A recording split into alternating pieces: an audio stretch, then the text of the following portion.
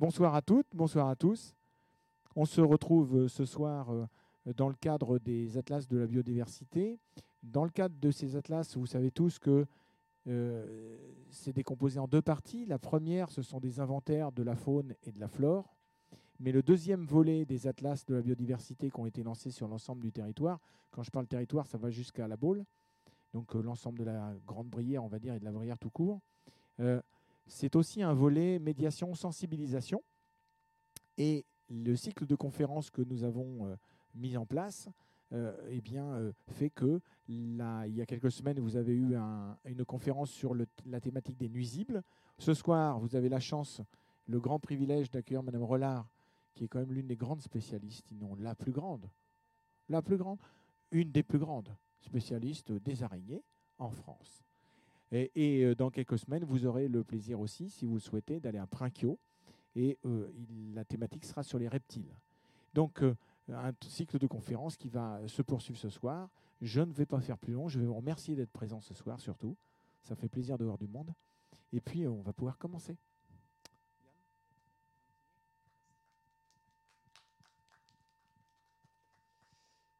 Bonsoir à toutes et à tous. Donc, comme le disait Olivier, ce cycle de conférences, donc on le met en place Parc naturel régional de Brière et en partenariat avec la Fédération des clubs CPN. Donc, les clubs CPN, c'est une fédération d'associations qui mettent en place des animations à des échelles de communes ou de petits territoires qui visent à sensibiliser et transmettre les connaissances sur la nature à un public familial, à des enfants. Donc il y a un club CPN à Crossac et je vous invite à vous renseigner auprès de ce club CPN si vous êtes de la commune. On en a un autre qui est à Saint-Nazaire, un autre qui est à Cambon. Donc on a un territoire qui est assez riche en associations de protection de l'environnement, en associations naturalistes. Donc c'est une chance pour nous de pouvoir travailler avec eux et de pouvoir d'avoir pu mettre en place ce cycle de conférences avec eux. Donc je vais vous passer une petite vidéo maintenant qui présente un peu la Fédération des clubs CPN et la campagne qui a été menée autour des mal-aimés de la biodiversité.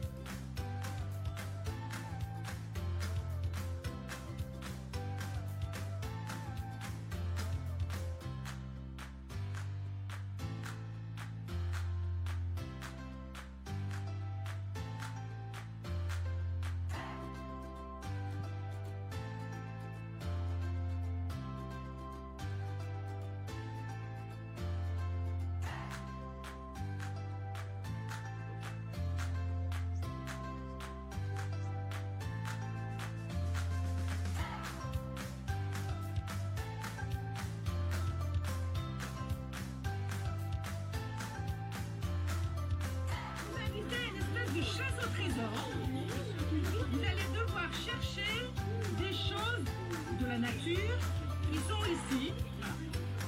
Chacun va avoir une planche.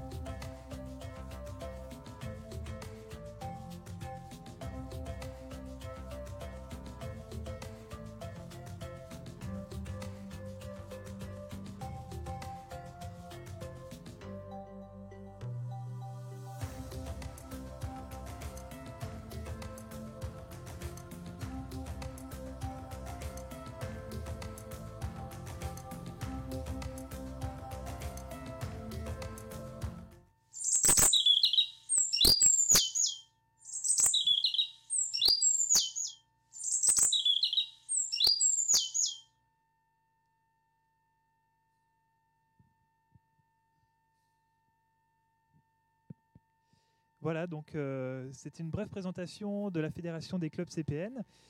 On va pas plus tarder à passer à cette conférence sur le sujet qui nous intéresse, les araignées. Donc Christine Rollard, qui est enseignante-chercheuse au Muséum national d'histoire naturelle de Paris.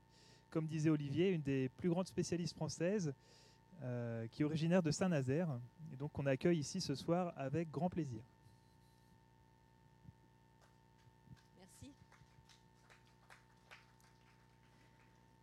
Merci beaucoup et merci d'être quand même assez nombreux là, à cette conférence sur un des mal-aimés qui a souvent qui était souvent sur les marches du podium pour la campagne des FCPN. Il se trouve que depuis quelques années, je suis aussi marraine des FCPN et je suis abonnée à la Hulotte. Vous avez vu apparaître cette petite revue qui est indispensable dans les terriers depuis très longtemps.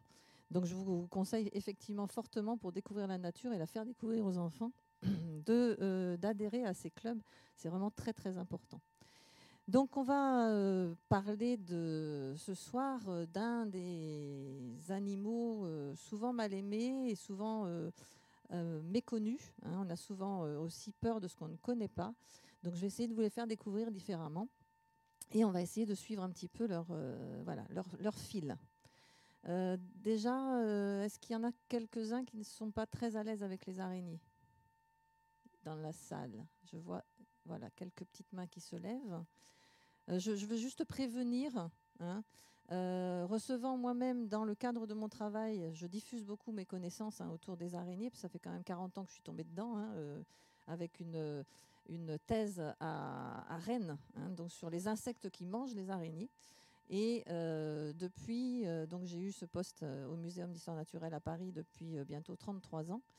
Et je reçois de plus en plus de gens qui ne sont pas très à l'aise, voire phobiques avec les araignées. Donc je préfère prévenir que lors de cette conférence, vous aurez des images d'araignées, bien évidemment, et en grand. Alors si vous êtes là, c'est que vous pouvez sans doute en voir, mais je préfère prévenir, et sans se moquer du tout, puisque je reçois des gens qui ne peuvent pas voir des images d'araignées de toute façon. Donc il faudra vous mettre à leur échelle. Là, on est en train de les regarder avec une grosse loupe. Et la majorité des araignées qu'on va voir sur l'écran font autour de 5 mm à 1 cm de taille de corps en réel. Donc, rentrez en fait dans la conférence en vous mettant, encore une fois, à leur échelle. OK ? Donc, pour ceux qui ne sont pas très à l'aise. Alors, une des caractéristiques des araignées, c'est quoi, à votre avis ? Je donne une image quand même qui doit un petit peu vous guider. Pour ceux qui savent, personne n'ose encore parler. Elles font quoi? Des toiles. Ouais. Est-ce qu'ici on a des toiles? On a plutôt des fils de déplacement. Et on va le voir par la suite. Je vais aussi construire un petit peu ma présentation sur quelques idées fausses, que toutes les araignées ne font pas forcément des toiles. Donc la caractéristique n'est pas de faire des toiles, mais de produire des fils d'un matériau qu'on appelle la soie. Et tout a démarré d'après une légende quand même. Alors, est-ce que ça fonctionne, le passage des... Hop.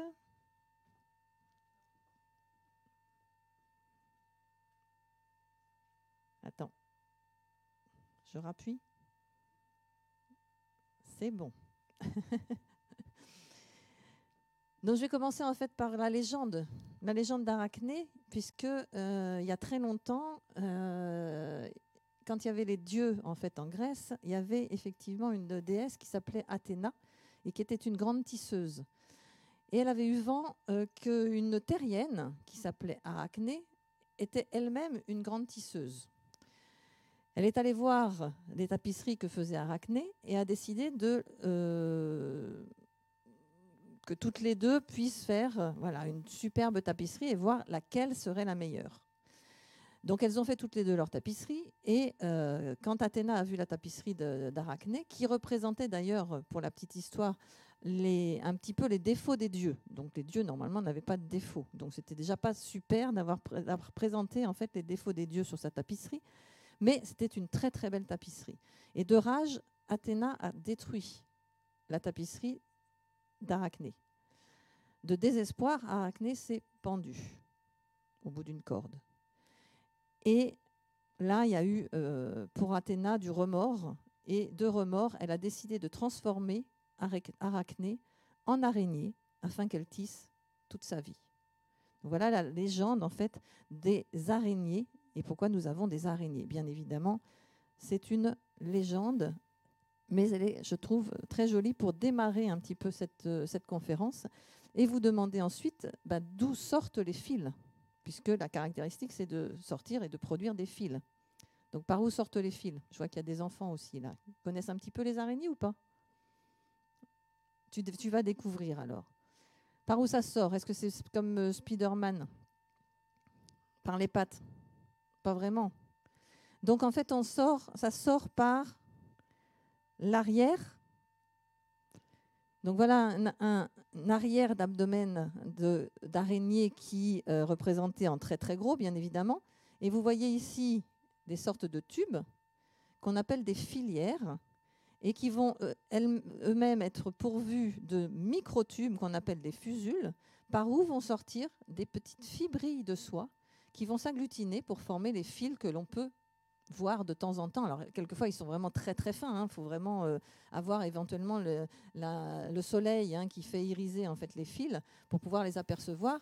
Mais quand elle repasse et re-repasse ou quand elle a plusieurs petites fibrilles qui sortent des filières, on peut les apercevoir. Donc, voilà par où sortent les fils de soie. Et les araignées, ce sont des animaux qui sont les seuls à produire plusieurs types de fils pour différents usages. Donc, on en a évoqué un, c'est fabriquer des toiles, par exemple, mais également pour faire d'autres choses avec ces fils. Et certains animaux produisent quand même des fils de soie. Il y a, par exemple, certains insectes. Il y a des acariens aussi, qui sont des proches parents des araignées. Mais ils ne produisent qu'un seul type, voire 2 types de fils. Alors que les araignées produisent jusqu'à 6 types de fils différents pour différents usages. Donc, à l'intérieur du corps d'une araignée, donc c'est très schématisé ici, vous avez bien sûr beaucoup de choses à travers le corps de l'araignée. C'est un animal qui a un cœur, qui a des poumons pour respirer, qui a un tube digestif, qui a des organes génitaux, mais on a également aussi ces glandes. Alors, elles n'occupent pas bien évidemment tout l'abdomen. Ça, c'est quelque chose, c'est un schéma qui a été un peu éclaté pour bien vous les montrer. Elles occupent à peu près cet emplacement-là en réalité. Donc, on voit ici de nouveau les filières avec les micro-petits tubes, les fusules. Et vous voyez qu'à l'intérieur, il y a des glandes de différentes formes. Et selon la forme, les chercheurs et les auteurs, on les ont appelés avec des noms qui correspondent un petit peu comme là, les ampoules, ampulacées, tubuliformes. Et en fonction des couleurs, regardez les usages que peut faire l'araignée. Par exemple, pour celui-ci, c'est les enveloppes uniquement externes des cocons d'araignée. Donc, c'est-à-dire des sacs qui vont porter les œufs. Ensuite, on a pour beaucoup d'araignées ces fils-là, donc qui sont communs à chacune, donc avec la coloration bleu foncé et vert foncé, qui correspondent aux fils de déplacement, qu'on appelle aussi les fils de traîne ou de survie ou de rappel. Tout ça, c'est les mêmes. Donc, ils sont communs à toutes les araignées. Par contre, il y a des araignées qui ne font pas, et on va le voir par la suite, de toiles géométriques. Et regardez ici, on dit qu'il y a une spirale collante, donc qui émane de certaines des glandes. Celles qui ne font pas, les araignées qui ne font pas de toiles géométriques et qui n'ont pas justement l'usage de ces petites spirales avec des soies collantes, n'ont pas ces glandes-là. Donc ça, c'est vraiment une araignée où on a tous les types de fils, mais toutes n'ont pas les 6 types de glandes selon leur mode de vie et selon qu'elles fassent des pièges ou pas. Donc, je ne sais pas si vous saviez, mais on a vraiment ici des usines à soie pour les araignées. Donc, elles produisent plusieurs types de fils et elles savent très bien quels usages en faire. Alors, c'est vrai qu'on s'est intéressé quand même à ces fils de soie depuis très longtemps. Les hommes se sont rendus compte que c'était des fils quand même très résistants, même en plus très élastiques, contrairement à ceux du ver à soie. Bon, c'est un peu la même base. Le fer à soie, il est utilisé depuis quand même très longtemps. C'est un peu la même base au niveau des protéines qui composent la soie, mais il y a une élasticité et un point de rupture beaucoup plus important. Donc on s'est dit, ça pourrait servir à beaucoup de choses. Dans les usages qu'on pourrait en faire, c'est des tissus, par exemple. Puis le premier qui a vraiment lancé cette utilisation des araignées et qui les a élevées, c'était un père jésuite, le père Camboué, qui était à Madagascar et qui a fait pas mal d'ouvrages en arachnologie et donc la science au niveau des arachnides et des araignées et l'entomologie pour les insectes. Il a même envoyé des échantillons de soie d'une araignée qu'on trouve à Madagascar, qui est très grande, je vais vous la présenter après, qu'on appelle l'alabé, donc c'est le surnom. Et il a envoyé ça au laboratoire lyonnais de la condition des soies à l'époque, puisque c'était la capitale de la soie. Et on a encore des échantillons. Donc ça, c'est vraiment le musée des confluences de Lyon qui a encore ces petits échantillons de soie naturelle d'araignée. Et d'ailleurs, cette araignée est aussi appelée la Golden Orbweb parce qu'elle fait des grandes toiles géométriques en soie dorée. Et c'est la coloration naturelle. Ce n'est pas quelque chose qui a été rajouté. Donc, il avait envoyé des échantillons et il avait fait une école d'aranéiculture, de culture d'araignées. Donc, il a été prélevé beaucoup d'araignées sur le terrain. Il les élevait et je vais vous montrer le schéma de la traite des araignées, puisqu'il suffisait de tirer un peu sur les fils au derrière pour que l'araignée produise, et il entourait ça autour d'un rouet à l'époque. Voilà le schéma. Alors c'est assez particulier quand même. Le schéma de la traite des araignées qui avait été imaginé par le père Camboué. Donc on mettait les araignées, c'était un peu des guillotines, pour bloquer les deux parties du corps de l'araignée, et puis on tirait sur les fils, et à partir de là, il y avait un petit rouet qui tournait, et on pourrait récupérer jusqu'à, pour un seul individu, des tests avaient été faits, jusqu'à plus de 1000 mètres de fil quand même, avant qu'elle ne se nourrisse pour pouvoir refaire des protéines et recommencer à produire des fils. Donc c'était quelque chose d'intéressant, mais ça s'est arrêté puisque il y a un élément important. Contrairement aux vers à soie chez les araignées, les vers à soie, ça se nourrit de plantes, de mûriers. On récupère la soie et puis on peut faire beaucoup de choses avec.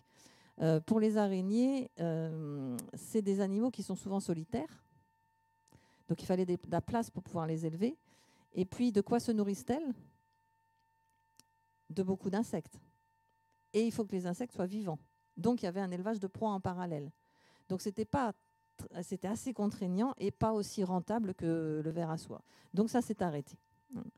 Donc depuis, les hommes essayent de reproduire des fils de soie qui aient les mêmes propriétés que les fils de soie naturels, mais en soie synthétique, par d'autres éventuellement organismes aussi.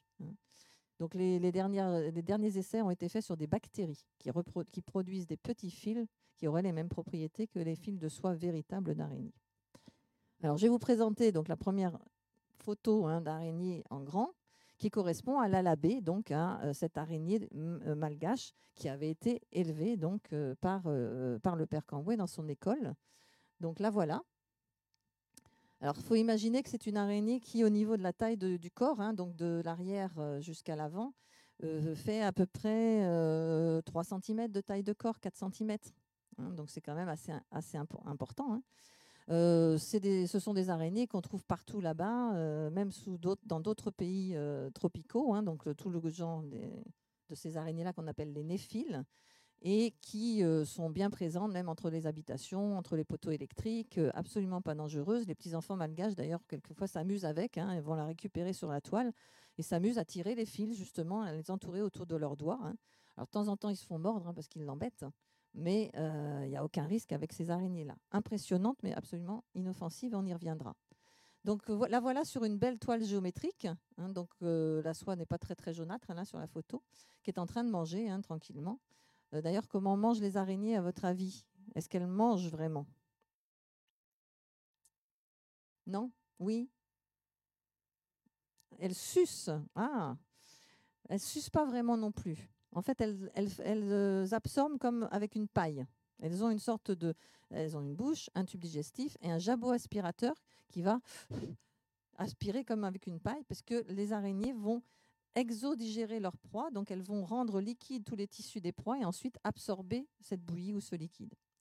Donc voilà une araignée en train de faire une sorte de boulette, des restes solides dont elle ne va pas se nourrir. Alors je profite juste de vous présenter cette araignée qui est quand même très importante pour le démarrage justement de la connaissance des soies d'araignée, de la soie d'araignée, pour vous dire la différence entre mâle et femelle. Puisqu'ici, il y a bien effectivement celle-ci qui est une femelle et il y a un mâle sur la photo. Mais souvent, une des idées fausses, c'est que les mâles sont beaucoup plus petits que les femelles. Je vous dis que c'est une idée fausse, mais pourtant, je vais vous montrer ici qu'il y a la plus grande différence entre mâle et femelle, et le mâle est nain par rapport à la femelle qui fait géante.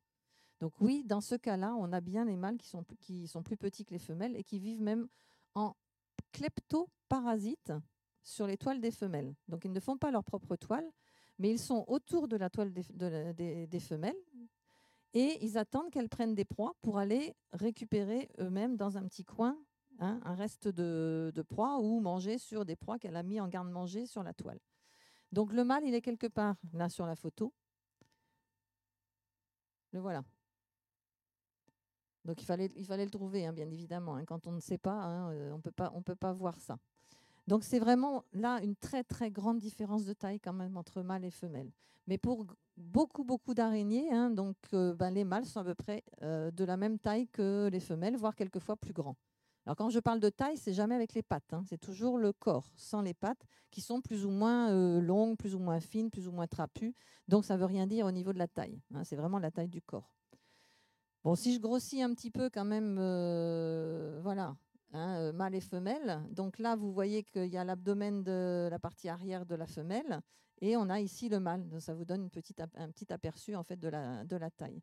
Et ce mâle est en train d'ailleurs de féconder la femelle puisque ici on a à ce niveau-là la fente génitale de la femelle et là il est en train d'insérer quelque chose dans la fente génitale de la femelle pour pouvoir déposer ses spermatozoïdes. Donc là, vous voyez qu'il y a une différence de taille. Et je ne sais pas si vous savez, mais il y a quand même aussi une différence, même si vous voyez que vous avez un seul individu sous les yeux, vous pouvez déterminer si c'est mâle ou femelle. Alors vous regarderez ça pour les araignées que vous avez éventuellement les plus proches de vous dans les habitations, puisque en ce moment, je ne sais pas si vous avez vu, mais en ce moment, on en a quand même quelques-unes qui errent un petit peu dans les habitations un peu plus souvent. Donc, je vois des acquiescements. Effectivement, si vous la regardez bien, maintenant, vous saurez si c'est un mâle ou une femelle. Et en ce moment, c'est la période de reproduction des tégénères de nos maisons. Donc, celles qui font quelquefois un peu peur et qui focalisent quelquefois certaines phobies. Donc, qui sont des araignées qui font aller jusqu'à 1,5 cm, 2 cm de taille de corps, pour vraiment les plus grandes, plutôt 1,5 cm. Et les mâles sont en train de chercher en ce moment, à l'automne, des femelles pour se reproduire. Une des idées fausses, c'est les araignées sont en train de rentrer dans nos habitations parce qu'il fait froid. Non. Elles savent très bien rester aussi dehors, celles-ci, mais en général, ce sont des espèces, ces tégénères, qui ont besoin d'un endroit abrité pour vivre. On a détruit un certain nombre de milieux quand même. Et il faut bien aussi qu'on puisse avoir un toit sur nos têtes. Donc on a construit des habitations. Pour elles, un endroit abrité, ça peut être ça. C'est pour ça qu'on a effectivement un certain nombre d'araignées dans nos habitations. Donc les tégénères, en ce moment, sont en train de se balader, et surtout les mâles, pour chercher les femelles. Et je ne vous ai toujours pas dit la différence. Je vous fais patienter encore. Alors ici, on a un mâle. Rien qu'en regardant comme ça, on se dit on a un mâle. Alors, qu'est-ce qui va différencier les araignées Donc, voilà, vous savez comment c'est fait. Je ne sais pas si tout le monde le savait. D'ailleurs, quand j'ai des peluches comme ça, quand je vais avec les enfants, je dis cette peluche-là, elle est mal faite. Celle-ci, elle est bien faite. Si vous regardez un petit peu sur la photo, combien il y a de pattes chez les araignées? Vas-y, dis. Tu as levé la main. Combien? 8. Chez les insectes, il y en a 6.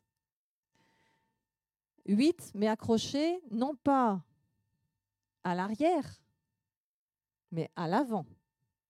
OK? Donc, on a bien les 8 pattes qui sont accrochées sur la partie avant. On voit les yeux ici, on distingue les yeux. Et la partie arrière, c'est l'abdomen. Ici, on parle de céphalothorax, c'est la tête et le thorax réunis. Donc, on a bien les 4 paires de pattes qui vont servir à marcher. Et on a une petite paire de pattes ici qu'on appelle les pédipalpes. Ça va palper, ça va tâter. Ou pattes mâchoires, ça va maintenir en fait les proies devant la bouche. Regardez au bout de ces pédipalpes.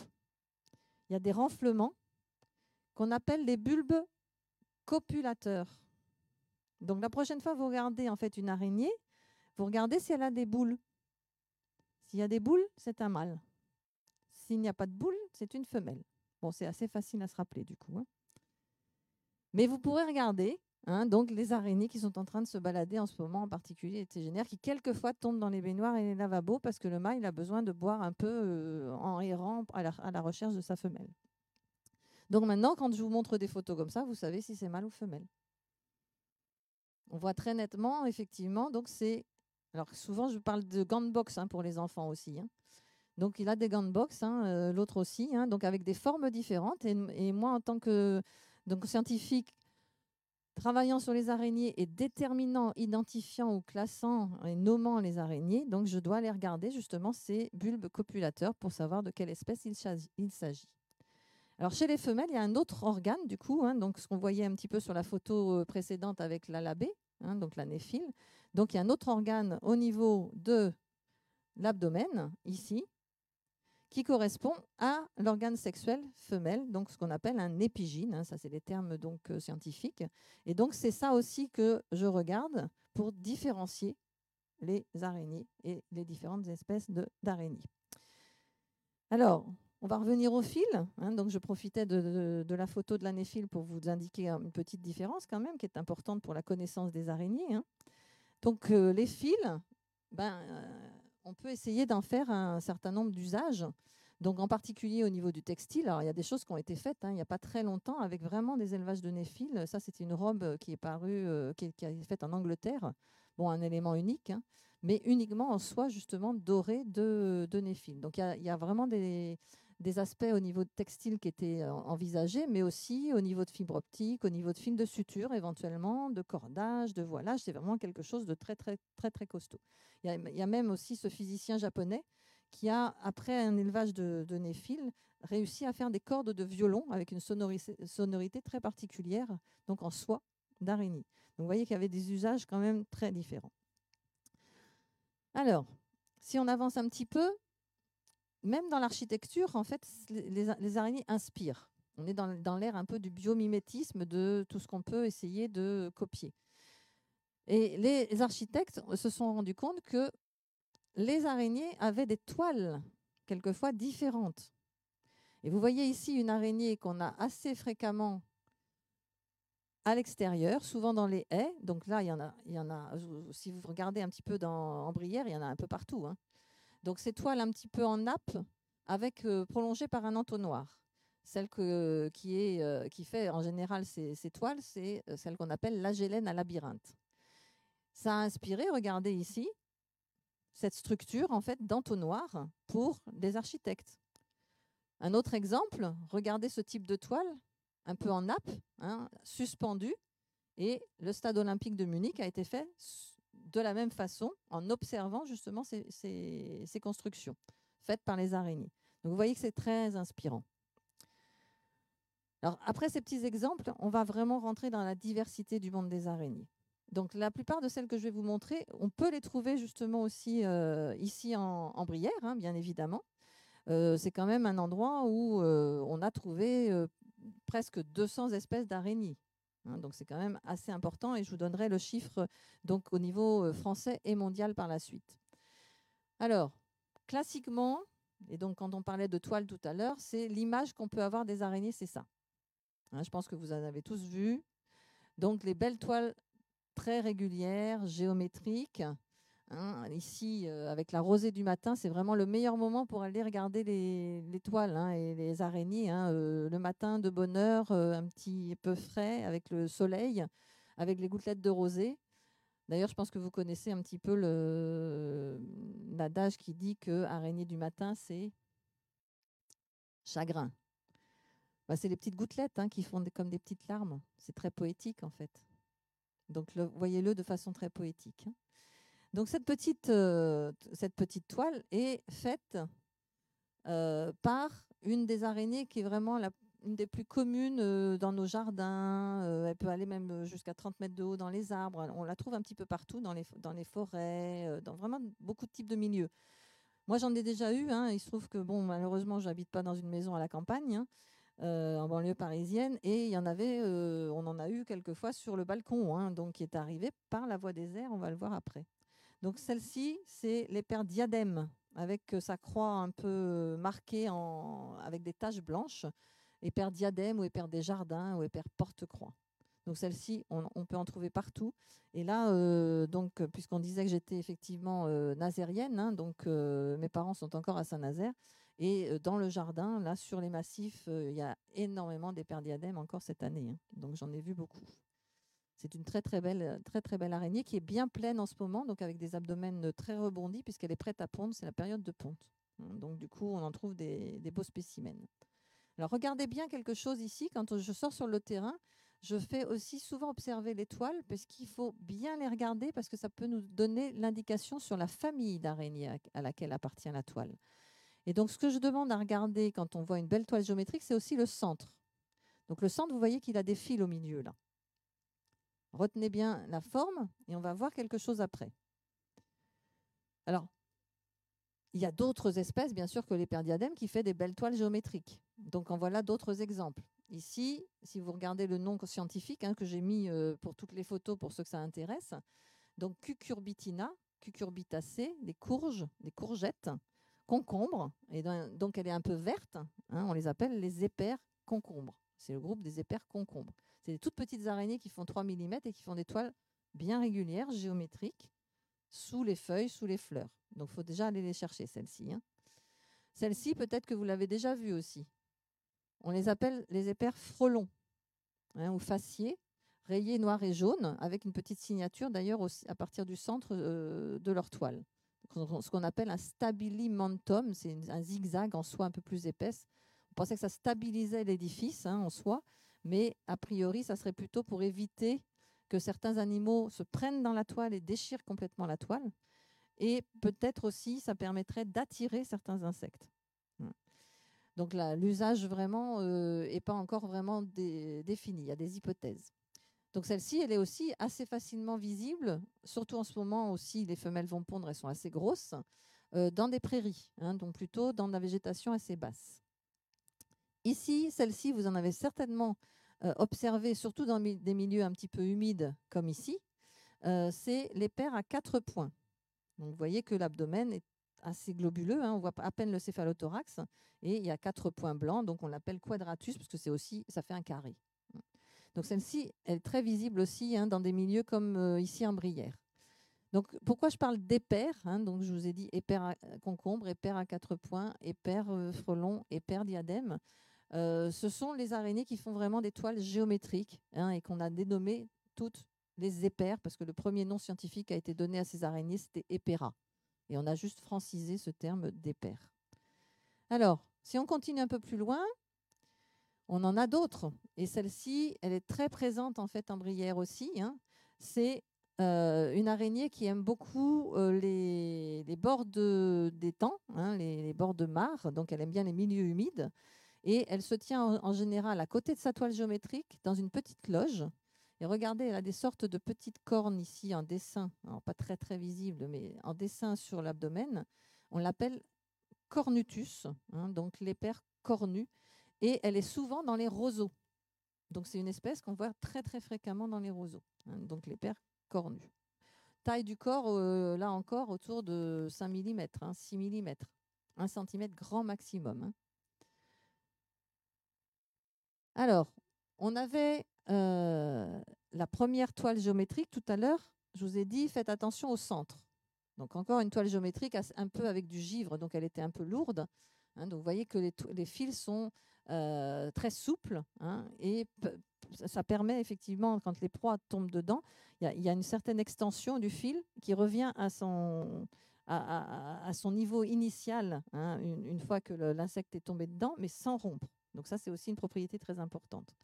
Donc vous voyez ici le centre qui a un trou. c'est pas pareil que tout à l'heure. Il y avait des fils tout à l'heure.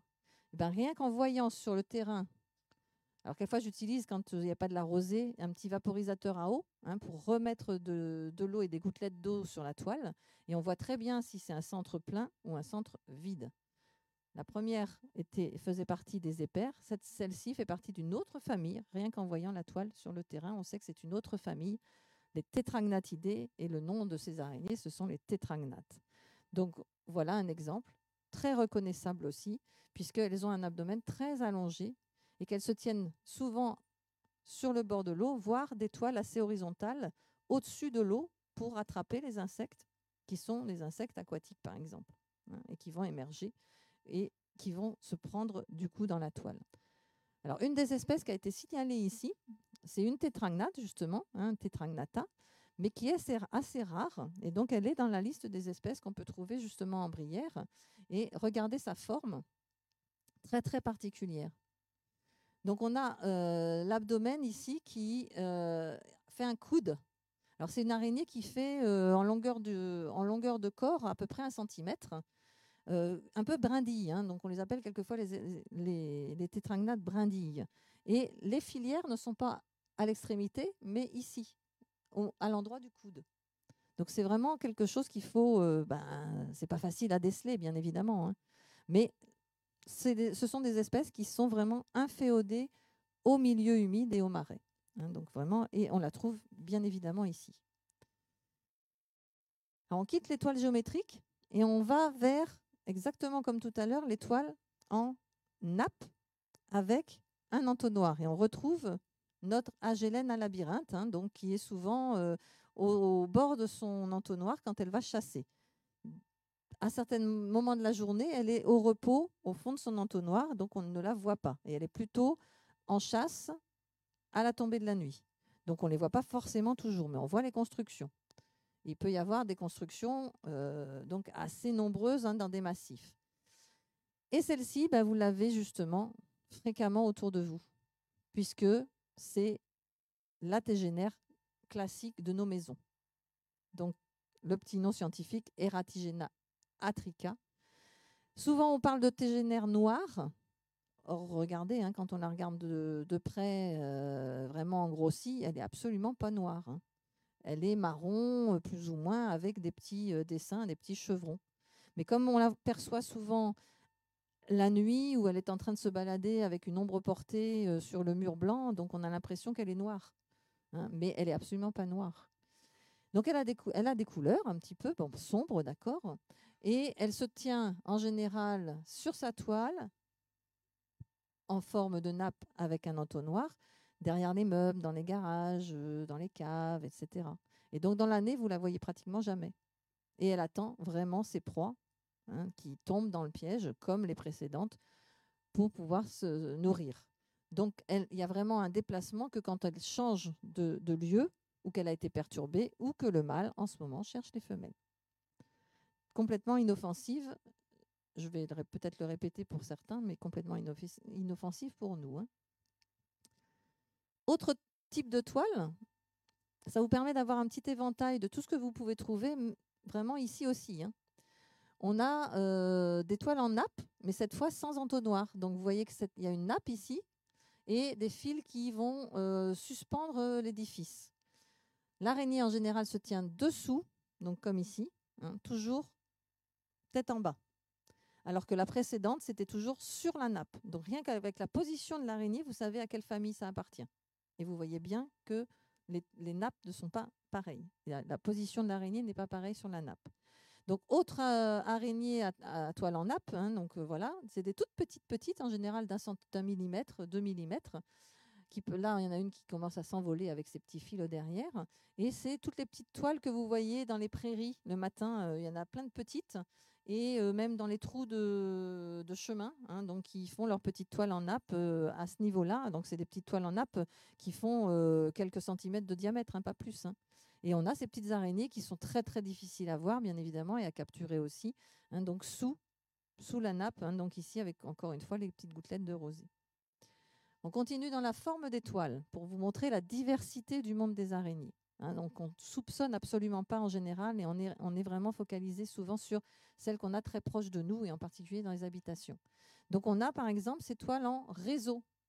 Donc ce n'est pas comme les premiers fils que je vous ai montrés tout à l'heure qui étaient vraiment des fils de déplacement. Ici on a une construction un peu plus marquée, hein, donc avec quelque chose de plus touffu et une sorte de petite structure sous laquelle en général l'araignée se tient.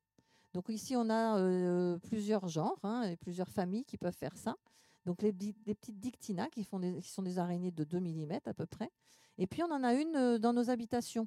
Alors je ne sais pas si vous l'avez déjà vue celle-ci. Très ronde, avec des longues pattes et qui peut faire des toiles en réseau. Hein, on parle de toiles en réseau cette fois. Toiles en réseau sous les éviers, dans des petits coins, au niveau des toilettes, souvent dans des zones un petit peu humides, hein, de la maison. Et on l'appelle parfois, on est déjà venu me voir avec des araignées comme ça, en me disant j'ai une veuve noire à la maison. Or, ce sont des fausses veuves noires. Ça fait partie de la même famille, des toiles en réseau, mais ce ne sont pas les veuves noires qui souvent font un peu peur, hein. Donc, elle a effectivement cet abdomen assez globuleux et leur taille, on l'appelle la stéatode domestique, leur taille fait à peu près 6 mm de taille de corps. Alors encore une fois, imaginez que 6 mm de taille de corps, elles ont des crochets à l'avant, et les crochets sont tout petits pour se faire mordre par une araignée comme ça, c'est pas possible. Donc on n'est pas mordu par nos petites araignées comme ça. Et c'est bien évidemment la famille de la veuve noire, donc je vous ai dit, hein. Donc voilà notre veuve noire méditerranéenne en très gros, hein, puisque ce sont des araignées qui font autour de 1 cm de taille de corps, hein.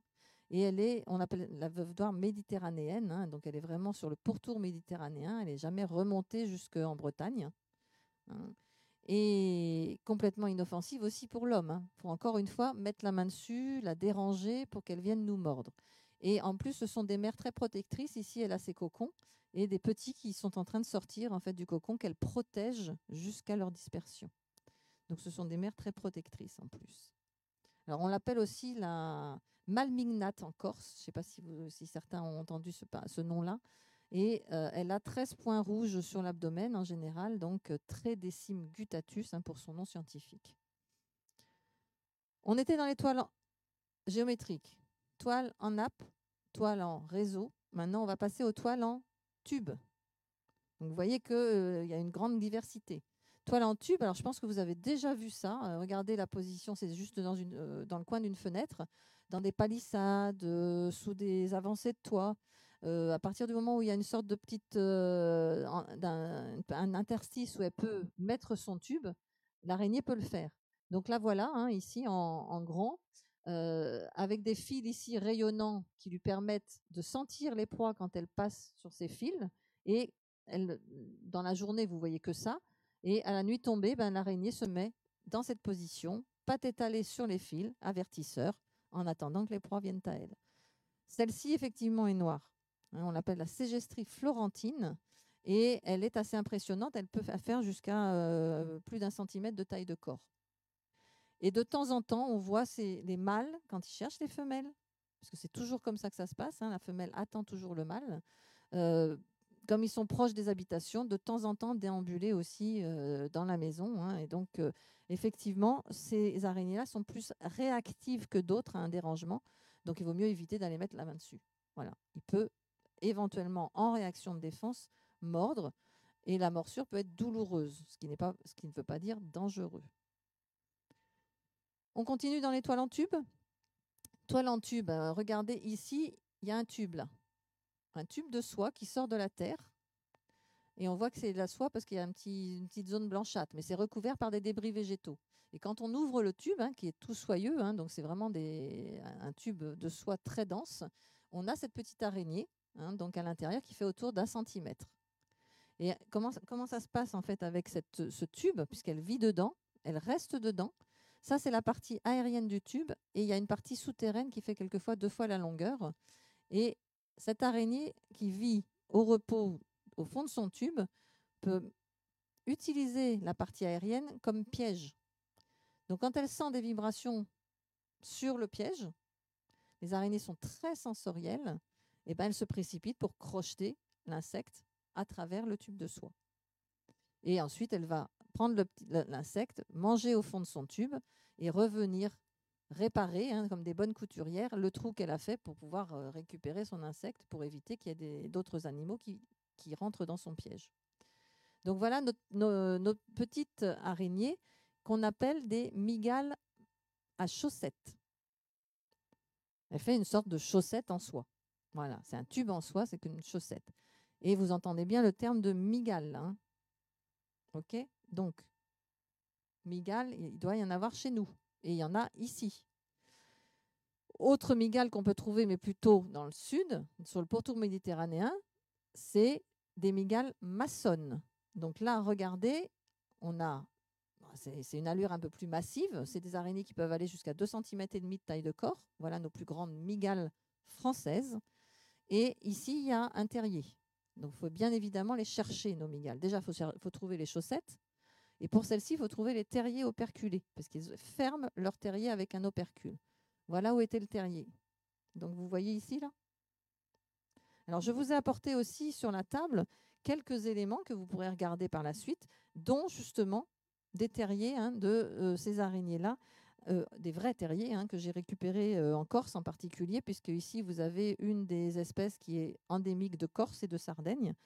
Donc, vous en avez une dans un petit pilulier dans l'alcool pour vous montrer la taille. Et vous avez effectivement un opercule vraiment très, très bien fait qui est biseauté et qui se ferme et on ne voit rien du tout. Donc, ça, c'est nos mygales maçonnes. Et voilà l'araignée qui peut faire ce genre de terrier avec un opercule. Quand elle est en activité de chasse, elle soulève l'opercule, elle se tient sur le bord de son terrier en attendant que les insectes passent à portée. Donc voilà nos mygales. Donc vous voyez que les mygales, alors je ne sais pas si vous saviez qu'il y en avait effectivement en France, il y a une 40aine d'espèces en Europe et une 20aine d'espèces en France. Elles ne sont donc pas toutes grosses, puisque je vous ai dit que la première, elle faisait 1 cm de taille de corps. Donc celles qu'on montre régulièrement dans les films, dans les émissions, etc., c'est ça. Donc bien évidemment, c'est impressionnant. Donc ça, ce sont des araignées qui peuvent aller jusqu'à entre 8 cm, 10 cm de taille de corps. Souvent utilisées pour continuer à faire peur aux gens quand même aussi. Si elles sont utilisées, c'est qu'elles sont inoffensives. Ils ne sont quand même pas idiots, ceux qui font des émissions ou des films avec. Donc ils vont utiliser encore une fois des espèces et des araignées inoffensives pour continuer à diffuser des des idées reçues autour de ces animaux. Donc c'est sûr que ces araignées-là, elles sont assez velues. On en a d'autres. En voilà une autre qui a d'ailleurs utilisé, ici, vous voyez qu'il y a une zone un peu de pelade. Ce sont des araignées, pour certaines de ces araignées qui correspondent aux Theraphosidés, c'est la famille des Theraphosidés, d'Amérique du Sud et d'Amérique centrale. Elles utilisent des soies urticantes avec des formes de harpons pour éloigner des prédateurs. Donc dans leur mode de vie, elles ont aussi des prédateurs. Les araignées, elles se font manger par d'autres animaux. Et donc, pour éviter justement et être un élément dissuasif pour les prédateurs, c'est ces soies urticantes. Alors, vous entendez bien le terme que j'utilise pour le revêtement du corps des araignées. Je n'ai pas utilisé poil, j'ai utilisé soie. Donc, nous sommes plus ou moins poilus en tant que mammifères, mais les araignées sont plus ou moins soyeuses. Le terme véritable, c'est soie. Donc déjà, ça fait quelque chose de beaucoup plus doux. Et on parle d'animal soyeux et sensoriel, puisque les araignées ont en particulier les soies sur les pattes qui leur permettent de sentir l'environnement, les déplacements d'air, les vibrations, les ondes, et de goûter leur proie et de sentir le substrat. Donc en fait, grâce aux soies sensorielles, elles ont le sens du goût, du toucher, de l'odorat et de l'ouïe. Donc, ces soies qui sont insérées sur une carapace et qui sont reliées au système nerveux. Donc, voilà pourquoi je ne les appelle pas poils. Donc, les araignées sont soyeuses. Alors, voilà les mygales. Et quand on dit que les mygales, ce sont des grosses araignées tropicales, on dit deux choses fausses. Elles ne sont pas toutes grosses et elles ne sont pas toutes tropicales. OK ? Et elles ne sont pas toutes à toile. Puisque là, on a vu qu'il y avait effectivement un certain nombre d'araignées à toile. Mais maintenant, on va passer à celles qui ne font pas de toile. Et on en a énormément aussi autour de nous, même dans les habitations quelquefois. Et en particulier celle-ci. Celle-ci, elle peut se retrouver dans les habitations, sur des vitres. Ce sont des petites araignées qu'on appelle les araignées sauteuses, qui sautent, les salticides, donc ça fait des petits bonds, et ça va utiliser la vue, et vous regardez les yeux à l'avant, pour chasser et pour trouver leur proie. Elles peuvent faire même des bonds de 30 fois leur taille, sachant que la majorité, comme celle-ci, fait 4 mm, 5 mm. On en trouve quelquefois sur les vitres de nos habitations, et elles se déplacent en faisant des petits bonds. Elles peuvent se déplacer sur des surfaces lisses grâce à des petites soies qu'elles ont au bout des pattes et qui leur permettent d'adhérer à la surface lisse. Alors si on la regarde de face, voilà. Alors celles-ci, elles sont souvent bien perçues, mais pas forcément par tous. Donc j'ai reçu des arachnophobes qui avaient énormément peur de ces yeux aussi. Donc ça peut être, c'est pas à généraliser malgré tout, mais souvent elles sont bien perçues. Ça fait un petit regard, un peu particulier. Donc elles utilisent vraiment la vue pour chasser. Et dans cette catégorie d'araignées, dans cette famille d'araignées, les salticidés, bon, pour l'instant, je vous ai montré pratiquement que des espèces qu'on peut trouver en France, qu'on peut trouver ici, à part la grande néphile et les mygales tropicales. Je vais vous en montrer une autre salticide où il y a des petites vidéos sur Internet qui traînent avec des petits mâles qui ont des très très belles couleurs et qu'on ne trouve qu'en Australie. Là, je vous les conseille de regarder ces petites vidéos avec les araignées pans. Donc, ça fait vraiment un voile sur l'abdomen qu'elles ouvrent et le mâle fait une pariade nuptiale devant la femelle en utilisant en fait ce voile de toutes les couleurs pour diminuer l'agressivité naturelle des femelles. Ce sont des araignées qui font autour de 3 mm encore. Donc, c'est des toutes petites araignées qui ont été filmées par un vidéaste qui a trouvé beaucoup d'espèces il y en a certaines encore à décrire à l'heure actuelle par les chercheurs, avec des voiles de couleurs différentes. Et c'est vraiment très, très joli. Donc, je vous conseille vraiment d'aller regarder ces petites vidéos. Alors, d'autres araignées qui ne font pas de toile. Alors, celles-là, vous les avez certainement vues ici aussi, dans milieu humide. J'ai sélectionné des espèces qu'on trouve vraiment ici en milieu humide. Mais on peut en trouver un peu partout. À partir du moment où vous vous baladez sur des chemins, vous avez certainement vu déjà des petites araignées qui se déplaçaient à toute vitesse et qui couraient devant vous, que vous dérangez. C'est celles qu'on appelle les araignées loups. Elles sont souvent en grand nombre, mais elles vivent pas en meute. Elles sont solitaires. Mais on peut en trouver en grand nombre au même endroit. Et elles se déplacent très rapidement. Et elles font de la chasse à court. Elles courent après leur proie, elles se déplacent après leur proie pour aller les chasser. Et un certain nombre sont vraiment inféodés à des milieux humides, comme ici dans des marais. Donc on a ces petites araignées, donc il n'y a pas forcément des noms communs à toutes les araignées, donc Pardosa prativaga pour celle-ci. Et puis celle qu'on a régulièrement au niveau des mares et dans les marais, c'est celle qu'on appelle les pirates. Donc le nom a été bien trouvé quand même. Et donc elles peuvent même se mettre sur l'eau pour aller chasser des petits insectes qui sont sur l'eau. Donc celles-ci font autour de, encore une fois, 5-6 mm de taille de corps. Et on en a énormément autour de nous. Donc les lycosidés ou araignées loups. Toujours, on n'est plus dans les araignées à toile. Alors c'est quand même aussi, donc une petite parenthèse ici, c'est quand même dans ces araignées-là, donc cette famille-là, les lycosidés, donc regardez ce nom-là, Lycosa tarantula. Ça vous dit quelque chose peut-être, la tarentule? Ouais. Donc là, voilà. Et ça fait partie des araignées loups, des lycosidés, qui sont les plus grandes.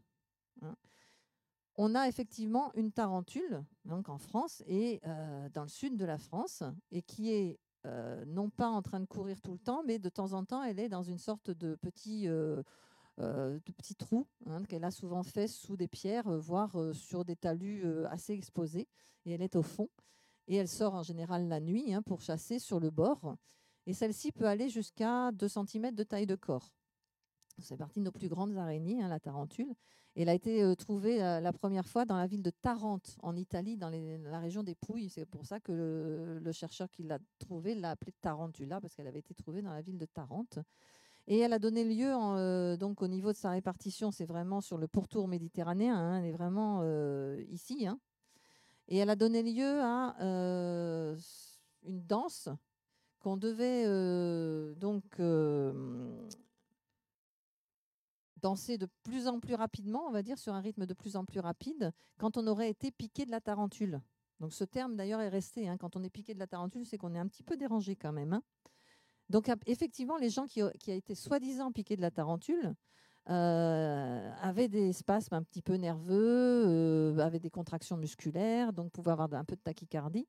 Et du coup, ça donnait lieu à des danses qu'on dansait chez les gens, hein, quand il y avait quelqu'un dans la famille ou dans le voisinage qui avait été mordu de la tarentule. Ça a été ensuite récupéré par les religieux à l'époque qui trouvaient un petit peu bizarre quand même d'avoir ces gens qui faisaient des danses un peu impies dans les maisons. Et ensuite, il y a eu carrément des processions des gens qui étaient piqués de la tarentule et qui dansaient la tarentelle. Bon, c'était pas du tout la solution pour enlever les effets du venin, hein. Donc ça diffusait plus qu'autre chose. On s'est rendu compte par la suite que la tarentule, elle était complètement inoffensive. Mais, un petit peu comme ce qu'on fait avec les tégénaires de nos maisons, si par exemple vous avez des boutons le matin, l'araignée qui vient de finir sa nuit, une grosse tégénaire ou le mâle qui est en train de se balader, hein, l'association est vite faite. Hein. Bouton, araignée. Là, ils avaient des gens qui étaient quelquefois un petit peu secoués et ils voyaient cette grosse araignée. Donc, on disait que la responsable était la tarentule. Alors qu'ils avaient dans la région aussi la veuve noire que je vous ai montrée tout à l'heure. Et que de temps en temps, il y avait quand même des cas de morsure. Et que les réactions après la morsure d'une veuve noire sont celles que je vous ai évoquées juste avant. Donc, ce n'était pas la grosse qui était responsable, mais une plus petite. Alors, il n'y en avait pas souvent, hein, des mordus de la tarentule, hein, soi-disant. Mais ça pouvait arriver. Mais la responsable était plutôt la veuve noire. Alors, quelques autres quand même. Des araignées, regardez la micromate, toute verte, avec la zone du cœur, qui est bien visible à travers la paroi. La peau de l'abdomen, hein, un tégument qui est assez souple et assez fin. Et autrement, tout le reste est plutôt carapassonné. Vous voyez bien les yeux ici. Hein. Combien d'yeux d'ailleurs, à votre avis, chez les araignées? Est-ce qu'il y en a qui ont une idée? Aucun? 8, si vous les comptez bien. 1, 2, 3, 4, 5, 6, 7, 8. La majorité des araignées ont 8 yeux. Il y en a qui en ont 6, il y en a qui en ont 4, il y en a qui en ont 2. Et certaines araignées n'en ont aucun. Elles vivent dans des cavernes, dans des grottes, elles sont cavernicoles, elles n'ont plus besoin de la vision. Elles sont dans le noir tout le temps. D'autres animaux cavernicoles peuvent perdre la vision comme ça aussi. Par contre, elles ont des pattes souvent très développées et grâce à leurs pattes, elles ont toujours des soies sur les pattes. Elles peuvent ressentir du coup l'environnement sans voir. Donc en voilà une autre, errante. Et puis maintenant, regardez celle-ci. Vous en avez certainement vu aussi là. Sur des fleurs, sur des feuilles, en train de faire de la chasse à l'affût, attendant que les proies viennent à elle. Et en général, souvent des insectes butineurs. Ici, il y en a une. Hein. C'est la mise humaine variable qui va changer de couleur en fonction de son support en 2 jours. Elle peut être jaune, elle peut être rose, elle peut être blanche avec des bandes rouges, violettes.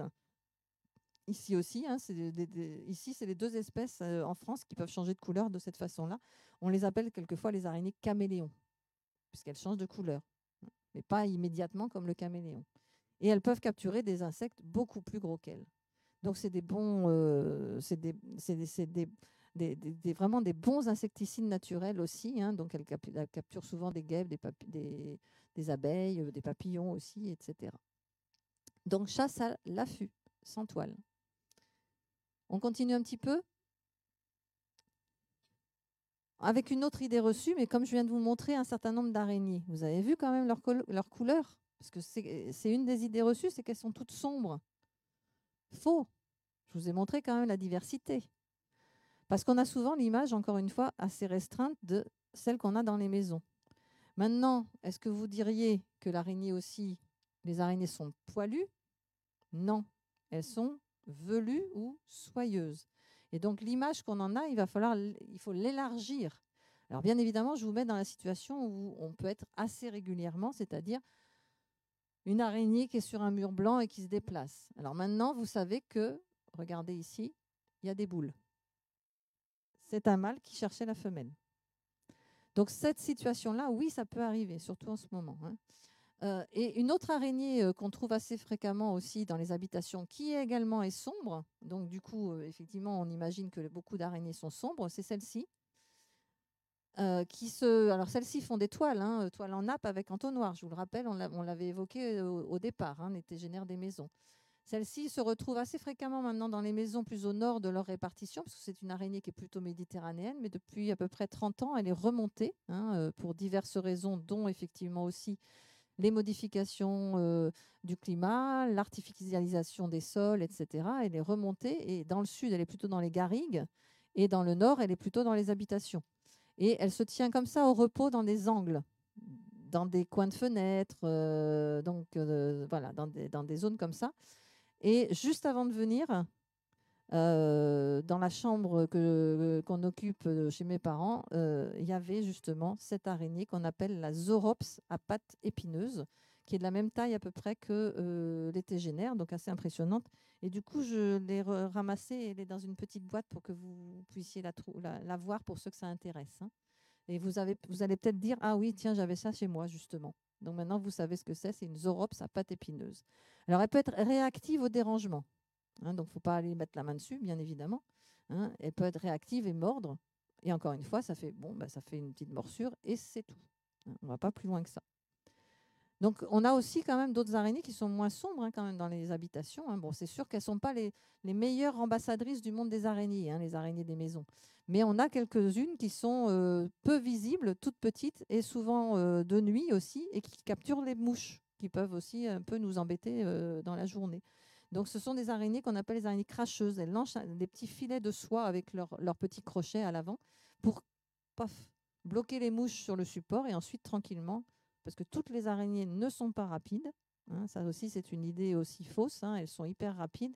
Ça fait souvent peur aux gens, mais celles-ci sont très, très, très lentes et elles vont lancer ce filet sur les mouches et ensuite tranquillement venir sur la mouche qui est scotchée au sol pour injecter son venin, pour commencer à liquéfier les tissus et ensuite absorber donc la mouche. Donc, on n'oublie pas du coup que les araignées ne sont pas toutes sombres et elles ne sont pas poilues, elles sont soyeuses. Autre idée reçue, c'est pour rentrer et continuer à rentrer dans le monde et la diversité des araignées, elles pondraient sous la peau. Est-ce que vous avez déjà entendu ça? Parce que moi, c'est souvent sorti dans des animations ou des conférences. Et c'est repris d'ailleurs aussi sur Internet, avec des belles vidéos qui ont été bien montées. Donc, c'est des montages complets, avec des petites araignées qui sortiraient en fait de la peau.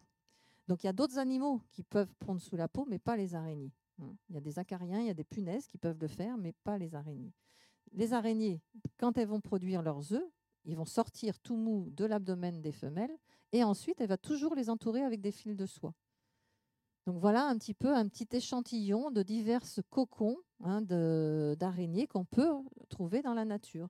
Ici, vous en avez certainement des comme ça. C'est vraiment une espèce d'araignée, les agroecas, qui sont vraiment inféodées au milieu humide. Et il y en a énormément donc, sur les bords des mares et des étangs et dans les marais. C'est des petits cocons en forme de pied en soie blanche, donc de pieds renversés, qu'elle recouvre de terre. Et elle va faire ses cocons au moment de la période d'été. Donc les cocons les œufs sont bien à l'intérieur, protégés par cette coque de terre des rayons du soleil. Donc toutes ces araignées vont laisser leurs œufs dans la végétation, très très recouverts par des couches de soie, soit pour l'hiver, soit contre les rayons du soleil de l'été, et soit contre les froids de l'hiver. Et les femelles meurent après la ponte. Donc elles ne restent pas avec leur ponte. Donc ça, c'est comme le cas de l'éperf frelon qu'on a vu tout à l'heure.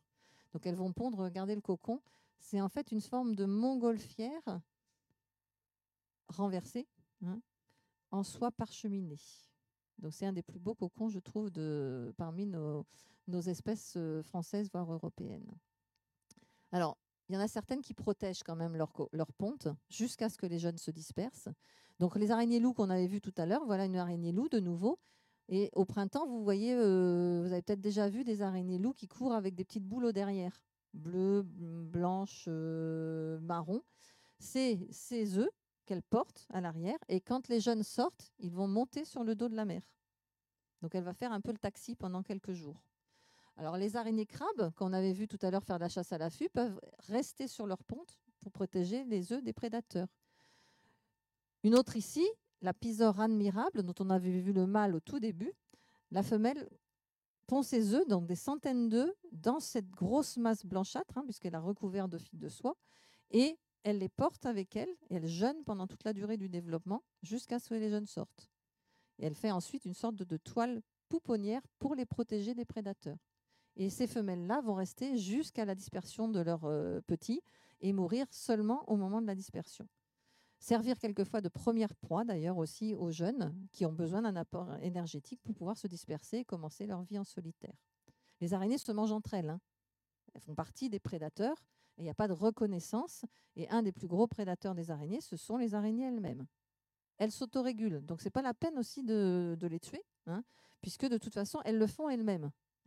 Que ça soit dans une même espèce ou que ça soit entre deux espèces différentes.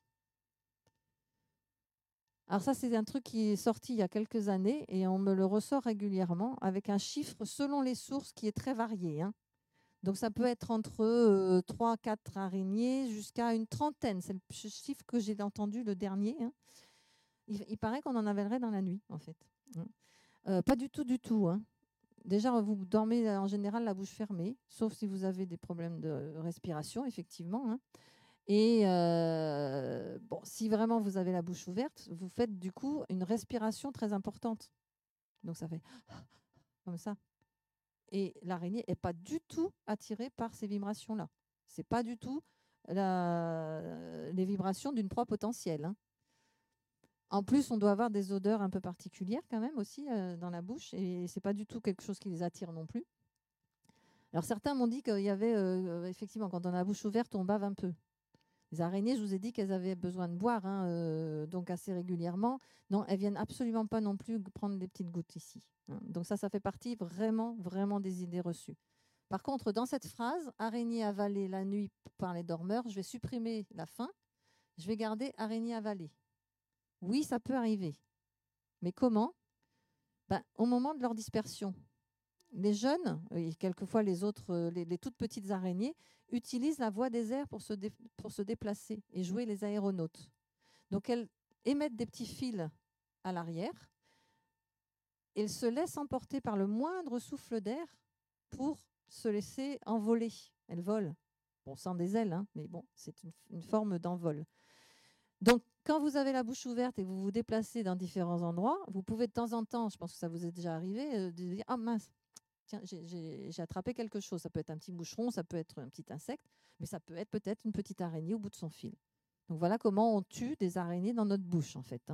Donc, on ne les avale pas vraiment.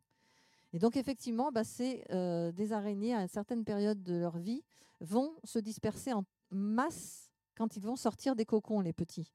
Ils sont tous là à démarrer leur vie en solitaire et à essayer d'aller occuper une zone, un territoire, un petit micro-habitat qui va leur convenir.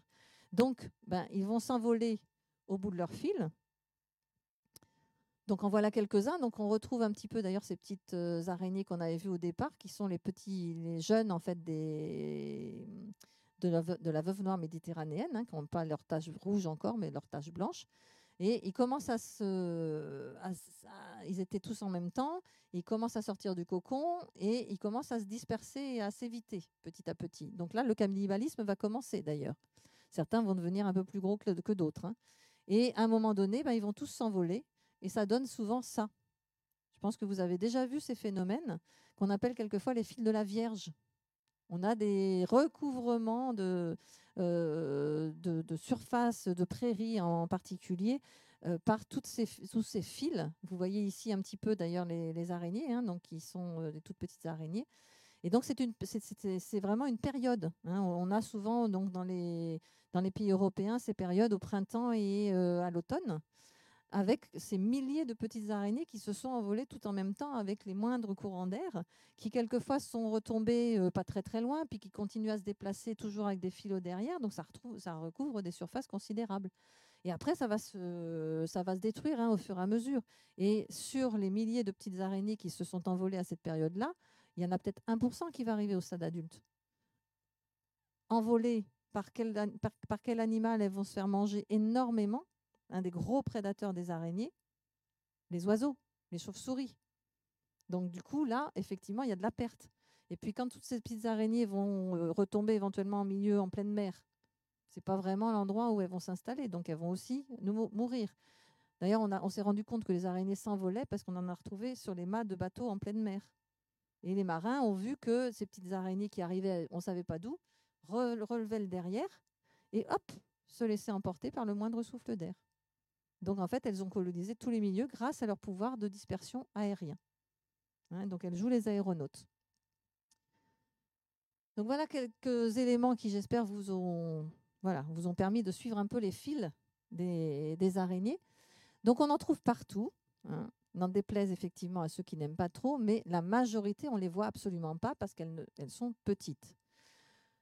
Le plus souvent, elles sont solitaires. Effectivement, il y a quelques espèces qui vivent plutôt en communauté sur des grands nappages de soie, mais qui sont plutôt tropicales. Et souvent, c'est des toutes petites araignées qui ne font même pas la taille de l'ongle. Voilà le chiffre actuel du nombre d'espèces d'araignées qu'on a décrites à l'heure actuelle dans le monde. Presque 50 000 espèces, en 129 familles différentes. Donc vous voyez la diversité. On est à 1750 à peu près en France, en 47 familles. Et ici en Brière, d'après les chiffres qui m'ont été donnés, c'est autour de 200 espèces, ce qui est quand même pas mal. Donc avec des représentants des différentes familles que je vous ai montrées précédemment dans la conférence. Donc il y a une bonne diversité, très intéressante en fait ici aussi en Brière, avec des espèces qui sont vraiment inféodées au milieu humide. Taille du corps des araignées, la plus petite fait même pas un demi-millimètre en taille de corps, donc elle est tropicale. Quand on dit souvent que sous les tropiques on a forcément des plus grosses, faux, ça fait partie des idées reçues. Les plus petites sont aussi sous les tropiques. Bien évidemment, il y a des espèces qui sont plus grosses, qu'on n'a pas jusque chez nous. On n'a pas des espèces qui font 13 cm ici en France, ni en Europe. Mais on a des espèces qui font quand même jusqu'à à peu près 4 cm. Et bien évidemment, la majorité des espèces sous les tropiques est autour de 1 cm aussi. Donc on ne les voit pas non plus, mais on va focaliser sur souvent les plus grosses. Presque toutes venimeuses. Parce qu'on est effectivement dans un monde avec des animaux venimeux. Que veut dire venimeux? Porteuse de venin. C'est tout. Donc régulièrement, on vient me voir ou on me pose des questions sur des araignées en me disant, est-ce que cette espèce-là est venimeuse? Et ma réponse est oui. Quelquefois, j'ai alors que j'ai juste dit qu'elle était venimeuse. J'ai rien dit d'autre. J'ai pas dit que c'était dangereux pour l'homme. Ça ne fait pas partie de la définition. Donc il y a un mélange entre les deux termes. Donc, dites-vous que oui, les araignées que vous avez chez vous sont venimeuses. C'est tout. Ça ne veut pas dire dangereuses pour l'homme. Il y a beaucoup d'animaux venimeux autour de nous dont on n'est absolument pas les proies. Et en général, si on se fait mordre par une araignée, on n'a pas les récepteurs des toxines de leur venin, puisqu'on n'a jamais été les proies. Donc, ça ne nous fera strictement rien. Donc, le fait qu'on ait des animaux venimeux, c'est juste, c'est un constat. La durée de vie de la majorité des araignées du monde entier, c'est 1 à 2 ans. Certaines ont plusieurs générations dans l'année, donc elles vivent quelques mois et se reproduisent, et de nouveau reproduction et des araignées qui vivent quelques mois, jusqu'à plus d'une vingtaine d'années pour certaines grosses araignées tropicales. Il se trouve que dans l'exercice de mes fonctions, j'ai aussi de l'expertise. Et de temps en temps, je suis contactée, ou j'ai été contactée, parce que maintenant ça arrive moins souvent, par des douaniers qui avaient par exemple des araignées dans des paquets postes ou dans des colis. Et j'ai 2 araignées encore dans mon laboratoire qui ont plus de 25 ans. Donc c'est vraiment, là je vous donne un chiffre, elles sont nourries, logées sans prédateurs. Mais dans la nature, je pense que ce sont des araignées qui peuvent aller jusqu'à une vingtaine d'années. Le record qui a été trouvé pour une araignée en conditions semi-naturelles, on va dire, c'est en Australie, et le record, c'est 43 ans pour une mygale qui était autour de 8 cm, je crois, de taille de corps, qui a été suivie par une collègue qui l'avait marquée et donc qui a pu suivre cette araignée qui s'est fait attaquer par une guêpe parasite et qui est morte à cause d'une guêpe parasite. C'est même pas d'une mort naturelle, on va dire. Donc, vous voyez que la durée de vie, c'est exceptionnel, ça. La majorité des araignées, c'est 1 à 2 ans. C'est un cycle annuel ou un cycle bisannuel. Pour la majorité de celles que je vous ai montrées précédemment, c'est 1 an. Et leur développement se fait en muant. Donc, elles changent de peau, hein, comme les serpents, comme des crustacés, etc. Et donc, elles changent de peau et enlèvent leur carapace. Donc, souvent, quand on voit dans la nature ça qui pendouille au bout d'un fil, hein, qui est assez libre, ce n'est pas une araignée morte, c'est une exuvie. Hein, c'est une peau. Et ici, vous avez une araignée qui venait juste de sortir, hein, donc qui avait étiré ses pattes, comme ça. Donc, c'est en général le céphalothorax qui se déchire, et ensuite, elle doit retirer ses pattes, et ensuite, il y a l'abdomen. Et là, elle est en train de faire de la gymnastique avec ses pattes, hein, tout doucement, hein, pour que ça se solidifie, hein, la nouvelle carapace, mais en laissant bien les articulations bien souples. Donc, les araignées muent. Donc, rôle des araignées, hein, dans la nature, et qui est très important pour l'équilibre naturel. Et ça fait quand même longtemps qu'elles existent et qu'on a trouvé les premières traces fossiles. Ça fait 305 millions d'années quand même, avant les dinosaures. Et elles ont un rôle de prédateur essentiel au niveau de la chaîne alimentaire, un rôle écologique très important. Et elles sont même indicatrices de l'état des milieux. En particulier pour certaines qui sont tout le temps que dans des forêts ou dans des zones humides, par exemple. Si on retrouve bien un cortège d'espèces qu'on connaît dans ces milieux-là, on peut dire, tiens, ce milieu-là est en bon état ou pas. Si elles sont présentes, c'est qu'aussi il y a des proies dont elles peuvent se nourrir. Donc tout ça, c'est un équilibre. Fragile, hein, quand même. Hein. Donc il faut vraiment faire très attention. Donc laissez-les jouer leur rôle de prédateurs, hein, et d'insecticides naturels. Que ça soit à l'extérieur, hein, donc ici on retrouve une éperdiadème qui a bien emballé une proie, hein, donc c'est ce qu'elles font, elles emballent, toutes n'emballent pas. Et ici, regardez cette araignée-là, vous la connaissez, je pense. C'est ce qu'on appelle le folk. D'ailleurs, dans la Hulotte, hein, y a 2 numéros sur Charlie le folk qui sont très très bien et qui expliquent toute la vie en fait des folks dans les maisons. Hein. Bon, elles peuvent se trouver aussi dehors, hein. Mais bon, c'est vrai qu'on a l'habitude de la voir dans la maison. Et regardez, la petite araignée, en général, qui fait moins peur que la grosse tégénaire des maisons, même si j'ai eu aussi des phobies qui avaient peur des pholques, hein, donc ça ne veut rien dire, hein, avec les longues pattes. Ben, le pholque mange des tégénaires. Donc la petite peut manger les grosses. Donc laissez-les faire. Hein. Elles se régulent toutes seules, je vous ai dit. Donc, c'est des très bons insecticides naturels. Hein. Ils consomment 10 à 20% de leur propre poids en proie chaque jour. Des études ont montré que l'équivalent de ce qu'elles pouvaient manger, c'était l'équivalent de la masse humaine au monde. Donc, c'est énorme en insecticides quand même. Hein. En insecticides naturels, il faut vraiment les laisser faire.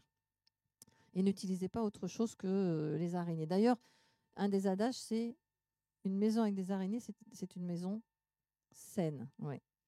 Donc, c'est l'araignée qui est en train d'assainir notre habitation. Elle ne vient pas dans une maison toute propre, hein, elle n'aurait rien à manger. Elle assainit, elle joue son rôle d'insecticide naturel dans l'habitation. Et c'est elle qui nous débarrasse, je dis nous, enfin, qui se nourrit, hein, de mouches, de moustiques, de moucherons, de mites, d'acariens, etc. Donc, elle fait son rôle d'insecticide naturel. Et vous pouvez quand même, en milieu de prairie, hein, donc ça a été fait en Bretagne, hein, cette étude, trouver en densité, dans des milieux herbacés, environ 200 individus au mètre carré, sachant que la majorité font 1 mm, 2 mm. Donc rien qu'en marchant, on en écrase, hein, de toute façon, des araignées. Donc j'espère que je vous ai montré certains éléments qui sont hyper importants. Alors, il se trouve que pour faire des études justement au niveau diversité des araignées, et études sur les milieux, on n'a aucune espèce d'araignée protégée en France. On met souvent en avant des espèces ou des groupes, hein, avec des espèces protégées. On n'a aucune espèce d'araignée en France. Pourquoi ? Parce qu'on n'est pas très nombreux à travailler dessus et on n'a pas fait de suivi des populations pour savoir comment ça a évolué depuis des dizaines et des dizaines d'années. Néanmoins, dans certains pays limitrophes, on a quand même certaines espèces qui sont protégées parce qu'ils n'en ont pas 1750 non plus. Hein. Donc, ils en ont moins. C'est vraiment la France qui a la plus grande diversité avec les différents habitats, des espèces atlantiques, des espèces méditerranéennes, des espèces montagnardes, etc. Donc, on a beaucoup de diversité. Donc là, il y a quelques espèces en fait d'araignées qui sont dites aranéomorphes, c'est-à-dire des araignées dites vraies et pas des mygales. Comme les dolomèdes, par exemple, celle-ci, ou l'argyronète, c'est la seule araignée véritablement aquatique qui vit dans une petite bulle d'air. On l'appelle souvent l'araignée scaphandrier, ou encore celle-ci. Je posais la question tout à l'heure avant la conférence de savoir si celle-ci, a priori, elle aurait été notée justement aussi en Brière, mais elle est dans des milieux très particuliers, un peu plus ensoleillés et dans des plateaux un peu plus calcaires. Donc l'Érès coccinelle, vous voyez comme elle est, c'est le mâle qui est comme ça et la femelle est noire avec des soies blanches. Donc celles-ci qui sont inféodées à des milieux humides, elles sont protégées dans certains pays parce qu'on est en train de détruire et d'assécher un grand nombre de milieux humides. Donc c'est quand même très important déjà de conserver les habitats. Donc voilà un petit peu certains éléments, et je finirai par effectivement le côté dangereux. Tout à l'heure j'ai dit venimeux n'est pas égal à dangereux. Quand on fait une comparaison des envenimations et des décès par an dans le monde par des morsures et des piqûres d'animaux, alors bon là je ne sais pas si vous voyez grand chose parce qu'on ne voit plus les couleurs trop avec l'éclairage. Mais là, c'était des envenimations dues à toute cette partie-là, cette portion-là, c'est les insectes. Donc, on peut être piqué, mordu par pas mal d'insectes.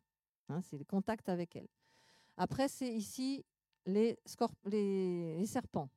Ici, on a des scorpions, animaux marins et araignées. C'est pas grand-chose, les contacts avec les araignées et les animaux marins.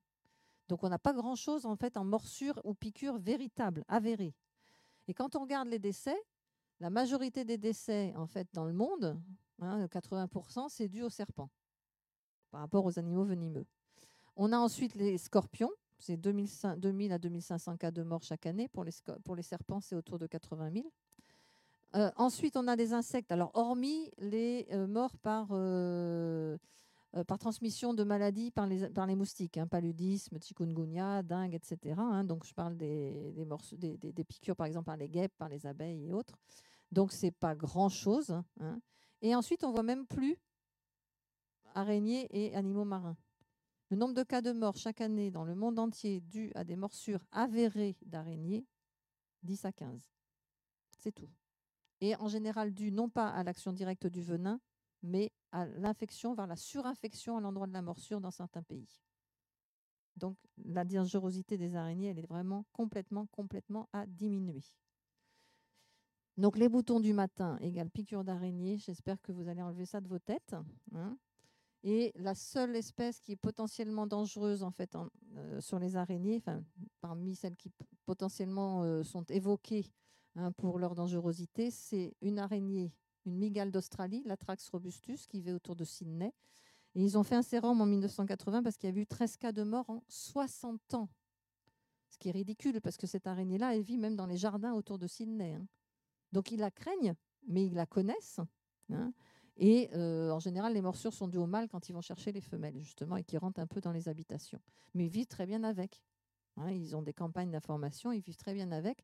Et encore une fois, ce n'est pas mortel. Il y a eu des cas de mort parce qu'il y a eu des réactions des personnes. Et puis celle qu'on évoque de temps en temps, c'est celle-ci. Les araignées violonistes, dont fait partie la recluse américaine. Alors, je ne sais pas si vous avez entendu parler de ça. Ces araignées qui ont une sorte de petit dessin en violon sur le céphalothorax, c'est pour ça qu'on les appelle violonistes ou violons. Et leur venin est nécrotique ou nécrosant, c'est-à-dire que ça fait des nécroses, des brûlures de la peau. Alors que toutes celles que je vous ai montrées précédemment, c'est plutôt neurotoxique, ça attaque plutôt le système nerveux des proies. Alors que là, ça fait des nécroses, des brûlures. Et quelques personnes ont pu être mordues par ces araignées-là, les loxocelles, et avec des réactions effectivement au niveau cutané qui peuvent être plus ou moins marquées selon les personnes, avec une sorte de brûlure qu'il faut bien évidemment désinfecter, soigner, etc. Et ça peut être un petit peu long. Donc elles sont celles-ci qui sont quelquefois dans les habitations américaines, parce que c'est l'espèce américaine, sont quelquefois un peu craintes. Donc il faut regarder quand on met ses vêtements. Mais c'est des araignées qui font 1 centimètre. Donc les cas de morsure sont quand même très rares. Et nous avons notre araignée violon en France, c'est celle-ci, la Loxocelles rufescens, donc qui est bien présente sur le pourtour méditerranéen. Mais les cas de morsure, il n'y en a pratiquement jamais, sauf dans les journaux locaux qui veulent bien faire le buzz quelquefois autour d'un seul événement qui a pu être avérée, et c'est tout. Après, vous avez énormément de choses qui paraissent qui sont complètement fausses. Donc, ayez bien un regard critique par rapport à ça. Maintenant que vous connaissez un peu mieux. Elles sont souvent associées aux insectes, et on l'a dit au tout début, ce ne sont pas des insectes, ce sont bien des animaux à pattes articulées, mais elles n'ont pas d'antennes, et elles ont par contre des tiges qui portent des crochets, ce qu'on appelle des chélicères, et elles font partie des arachnides, et voilà les silhouettes des arachnides, donc les proches parents des araignées. Donc vous avez en bleu ceux qui sont présents aussi en France et en Europe, et en noir ceux qui sont uniquement tropicaux. Et vous voyez d'ailleurs qu'une famille en fait d'araignées qui est en noir parce qu'elle est uniquement asiatique. Cette famille, c'est les Lyphicidés, donc avec à peu près 150 espèces. Donc vous voyez, vous reconnaissez un certain nombre de silhouettes. Les acariens font partie des arachnides. Les scorpions font partie des arachnides. Tout ça, c'est des proches parents. Les pseudoscorpions, c'est des petits scorpions sans la queue qu'on trouve dans la litière ou sous des écorces. Ça, je pense que vous connaissez aussi. Ce qu'on appelle les faucheux.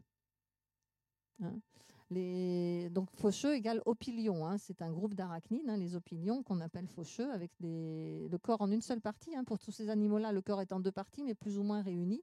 Et là, c'est en une seule partie, avec des longues pattes fines, pour ceux qu'on voit quelquefois sur les orties, balader sur des murs, etc. Et ici, on a bien évidemment chez les araignées l'autre groupe avec mygales et non mygales. Donc les deux grands groupes d'araignées.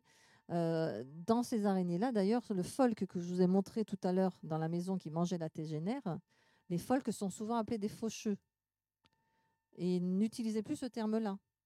Les faucheux, c'est vraiment autre chose. Ce sont les opilions. Et ils sont dehors, ils ne sont jamais dedans. Et le folk qui a bien deux parties dans le corps, pas une seule comme chez les opilions, eh bien une araignée. Donc, on ne l'appelle pas faucheux. Faucheux, c'est associé ici aux opilions, parce que quand il y a une patte qui se détache des opilions, la patte fait un mouvement de faux, comme quand on fauchait les blés à une certaine époque. Et les anciens avaient appelé ces animaux-là des faucheux, faucheuses ou faucheurs, selon les régions, parce qu'il y avait ce mouvement de faux avec la patte. C'est un mouvement réflexe. Si une patte se détache du corps d'une araignée, comme le folk, la patte est inerte. Donc, on ne les appelait pas des faucheux ou faucheuses.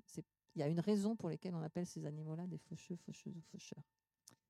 Donc voilà un petit peu les proches parents des araignées. Et puisque je vous ai dit qu'il y avait mygales et non mygales, est-ce que vous avez une idée de la différence entre mygales et non mygales? Parce que c'était évoqué, je vous ai montré des photos. Je vous ai dit que les mygales n'étaient pas toutes grosses. Elles n'étaient pas toutes forcément très velues non plus, mais il y a autre chose qui va différencier mygales et non mygales. La position des crochets par rapport à l'axe du corps. Donc imaginez, bon là c'est les pédipalpes qui ont été coupés, les tiges qui portent les crochets chez les mygales et chez la famille là, qui est asiatique, les tiges sont dans le prolongement du corps et les crochets sont par en dessous. Donc ça fait un mouvement comme ça. Pour les autres araignées, les tiges sont plus perpendiculaires au corps et les crochets croisés. Donc on parle bien de morsure chez les araignées et non pas de piqûre. Donc, c'est un des caractères visibles. Si vous avez une araignée sous les yeux, si vous voyez les tiges dans le prolongement, mygale, d'autant plus si vous ne voyez pas les crochets au bout, et plus perpendiculaire, crochet croisé, non mygale. Donc, voilà une des différences entre mygale et non mygale. Alors ici, c'est 31 familles en 3200 espèces. Quand on parle de la mygale, je ne sais pas de laquelle on parle, puisqu'il y en a 3200 espèces. Et qu'on a une quarantaine d'espèces en Europe et une vingtaine d'espèces en France. Et la plus petite, je ne sais pas si vous aviez imaginé ça, parce qu'en général, ce n'est pas ça qu'on montre, ça ne fait pas peur ça. 1 millimètre. Donc vous voyez que ce n'est pas la taille qui va différencier, c'est bien la position des tiges. Donc jusqu'à 13 cm, effectivement. Et pour les non-mygales, c'est 97 familles autres. Donc c'est grosso modo plus de 49 000 espèces. La plus petite fait, je vous ai dit tout à l'heure, même pas un demi-millimètre, jusqu'à 6 cm de taille de corps pour certaines non-mygales. Donc la taille n'a rien à voir. Donc maintenant, j'espère que certains n'auront plus trop peur des araignées quand même. Bon, bien sûr, ça se travaille aussi. Ça ne se fait pas en une conférence ou une séance courte. Ce genre de choses, j'aime pas trop voir ça. Vous vous en doutez. Je ne vois pas pourquoi ça serait interdit aux araignées. Et ce genre d'utilisation, évitez aussi quand même. Il n'y a pas de produit anti-araignée. Ça n'existe pas. Ou alors, éventuellement, il y en a certains qui évoquent aussi quelquefois les châtaignes ou les marrons. Ce n'est pas un produit répulsif non plus pour les araignées. Vous en aurez toujours chez vous. Vous avez toujours des colocataires. De toute façon, il faut vous y habituer. Vous avez plein de petits animaux, de micro-organismes que vous ne voyez pas, que vous laissez tranquilles. Et la pauvre araignée, souvent donc assez grosse, celle-ci, elle focalise quelquefois un petit peu le fait que celle-ci, elle n'a rien à faire chez moi, il faut que je la mette dehors. Non, vous changez son mode de vie. Donc, il faut vous habituer à la présence d'autres organismes autour de vous. J'ai trouvé ça pas mal aussi donc sur Internet. Je te débarrasse des mouches, de tous les moustiques. En échange, tu me fais la lecture autrement qu'à coup de journal sur la tronche. S'il te plaît. Je vous remercie et j'espère que vous allez faire de belles observations en fait en Brière sur le monde des araignées. Il y a énormément de choses à faire. Merci beaucoup.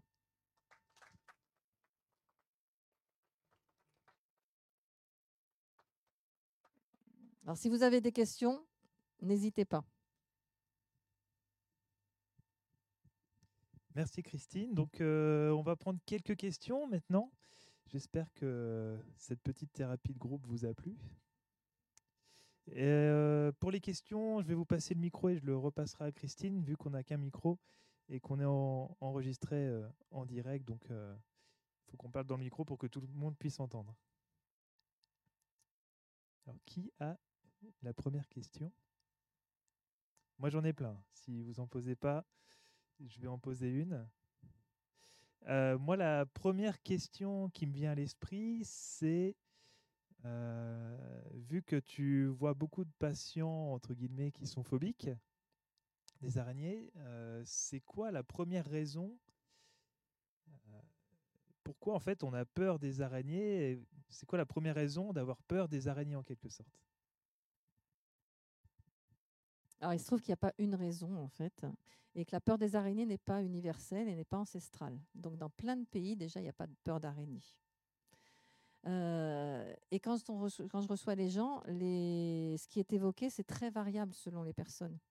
Alors, ce n'est pas forcément en référence à quelque chose dans l'enfance non plus. Ça peut être une expérience qui a été faite, et puis, hop, on a associé l'araignée qui était très négative. Après, il y a des gens qui évoquent les yeux, il y a des gens qui évoquent les pattes, la rapidité, la forme générale, le côté sombre, le côté ça va se cacher. Donc en fait, il y a plein de choses différentes. Donc quand je reçois des personnes, donc tu parlais de thérapie de groupe, c'est un peu difficile, puisque quand je reçois les personnes, c'est individuel, parce que je travaille vraiment sur l'approche de la personne de façon individuelle et par rapport à ce qu'elle m'a dit qui gênait dans l'animal phobique. Donc ça peut être très variable. Et on ne connaît pas l'origine exacte, mais c'est quand même assez culturel.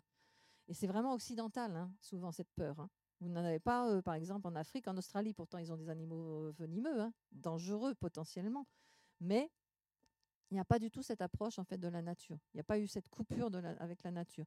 Donc, c'est assez culturel et ça devient carrément sociétal. On a des gens, on a peur, comme tout le monde, on a peur des araignées. Mais ça se trouve souvent en Occident, pas dans d'autres pays.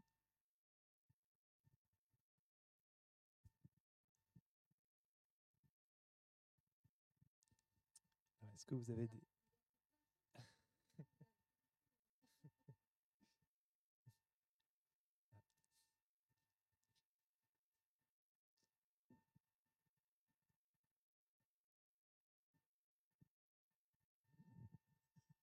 Tout à l'heure, vous nous avez dit qu'il n'y avait pas d'espèces protégées en France. Et en fait, en nous disant que c'était plus lié au fait qu'on prospectait pas assez, c'est quoi? C'est vraiment cet aspect-là?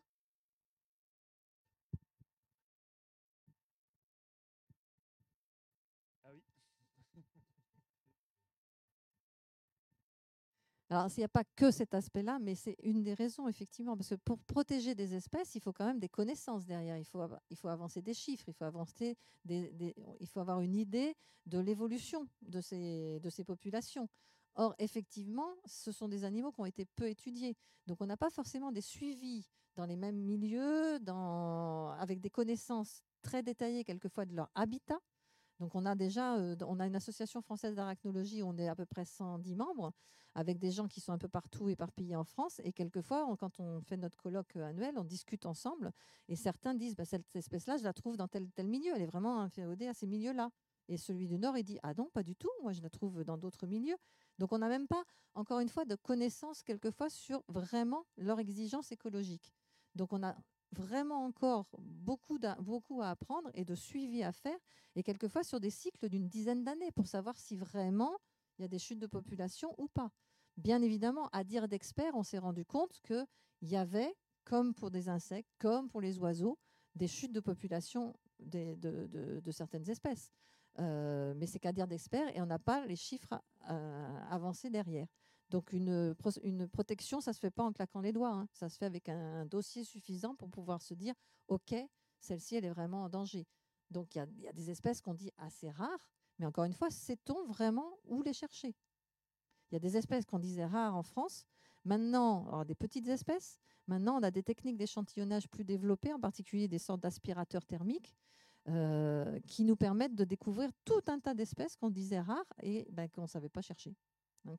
Donc il y a tout ça à mettre en avant et à essayer de connaître un petit peu plus pour dire, voilà, je peux protéger ou pas. Par contre, on a quand même mis des araignées en liste SCAP, c'est-à-dire stratégie de création d'aires protégées. Et donc, on a une douzaine d'espèces qu'on a mis sur ces listes-là pour la protection des habitats, encore une fois. Donc, ce sont en particulier des espèces qui sont plutôt inféodées justement à des milieux humides, en particulier, ou à des espèces qui sont typiquement forestières, par exemple, ou des espèces comme Eresus qui sont vraiment dans des milieux plateaux-calcaires très ensoleillés et donc qui diminuent également aussi autour de nous. Donc, on a ces espèces-là qui sont un petit peu indicatrices et qu'on peut utiliser dans des études aussi. Et on a essayé d'avoir aussi des listes d'espèces qui sont présentées dans des SNIEF, dans des zones naturelles d'intérêt écologique, faunistique et floristique, parce que, bien évidemment, il y a quelques connaissances derrière sur certaines régions. Mais voilà où on en est, effectivement. Alors, il se trouve qu'il y a une espèce protégée en France, mais pas en France métropolitaine. Elle habite en Martinique et elle a été très prisée par des amateurs éleveurs. C'est la matoutou falaise, en fait, ce qu'on appelle Caribena versicolore. Donc, elle était protégée régionalement pendant quelques années. Et à la suite d'études qui ont été faites, qu'on a faites avec un collègue qui est maintenant là-bas en Martinique, Patrick Maréchal, un dossier avait été fait. On avait eu une demande pour ce suivi de population, d'autant plus qu'en Martinique, la forêt qui correspond à son milieu d'installation s'est réduite à peau de chagrin. Et bien évidemment, les anciens disaient on en voyait plein dans le même proche des habitations. Maintenant, on en voit beaucoup moins. Et elle a été très prisée aussi par les amateurs éleveurs. Et là, maintenant, depuis 2017, elle est maintenant protégée au niveau national. Donc, on a une espèce d'araignée quand même protégée au niveau national qui est donc endémique de Martinique. Et il y a une espèce aussi européenne de mygale, la mygale andalouse, donc qui est espagnole, qui vit donc en Andalousie, qui est beaucoup plus, qui est impactée aussi en Andalousie parce que les habitats qu'elle préférait, les chênaies en particulier, ont été aussi bien prospectés. Elle s'est réfugiée maintenant dans les oliveraies, puisqu'elle elle s'est adaptée, mais bon, elle est sous une directive habitat et la Convention de Berne, qui sont deux protections donc européennes. Et on retrouve cette espèce depuis quelque temps, donc je pense qu'il va y avoir une étude à réaliser là-dessus, ponctuellement en France. Qu'est-ce qu'on est en train de faire? D'importer des oliviers d'Espagne pour les mettre dans nos jardins. Qu'est-ce qui se passe? Ils ramassent tout ça, ils en envoient des centaines et des centaines dans les jardineries et autres. Et de temps en temps, il y a un individu, ce sont des araignées qui font des sortes de toiles en nappe réseau au pied de la végétation, au pied des oliviers. Ils prennent tout ça et on se retrouve avec ponctuellement quelques individus. Alors, ce n'est pas de l'installation, c'est ponctuellement signalement de quelques individus. Et moi en tant qu'expert au niveau du muséum, j'ai déjà eu pas mal de signalements et j'en ai une en fait en élevage, donc aussi dans un terrarium, parce que qu'est-ce qu'on fait? On relâche ou pas? Il vaut mieux pas relâcher, c'est pas son milieu naturel quand même. Mais en même temps, elle n'est pas protégée en France. Donc voilà un petit peu un élément qui peut faire réfléchir.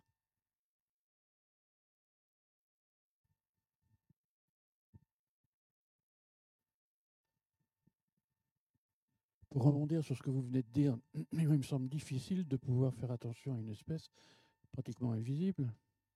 Comment voulez-vous, au titre de citoyen lambda ou de promeneur du dimanche, que je fasse attention à quelque chose que je ne vois pas?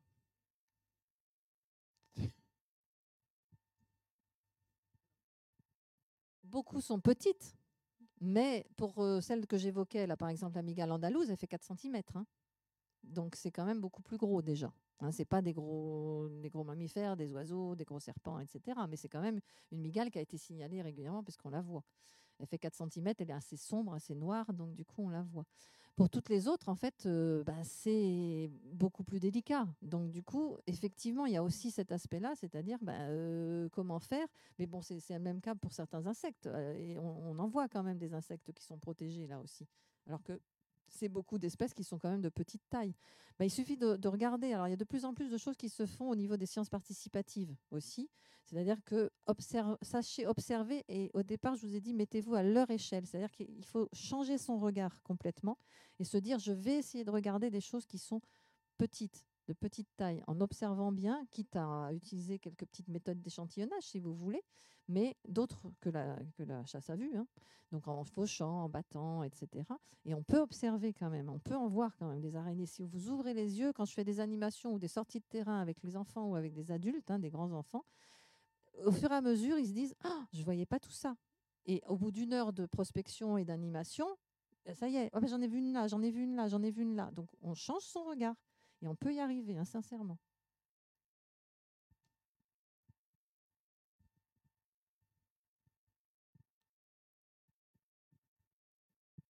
Bonsoir, j'aurais 2 questions. Quels outils avez-vous pour collecter les araignées, des pipettes, des filets ou je ne sais pas quoi? Et puis, je voudrais revenir sur le côté répulsif ou non répulsif de la châtaigne, puisque comment expliquez-vous que beaucoup de charpentes sont en bois de châtaignier et sont réputées pour ne pas héberger de toile d'araignée?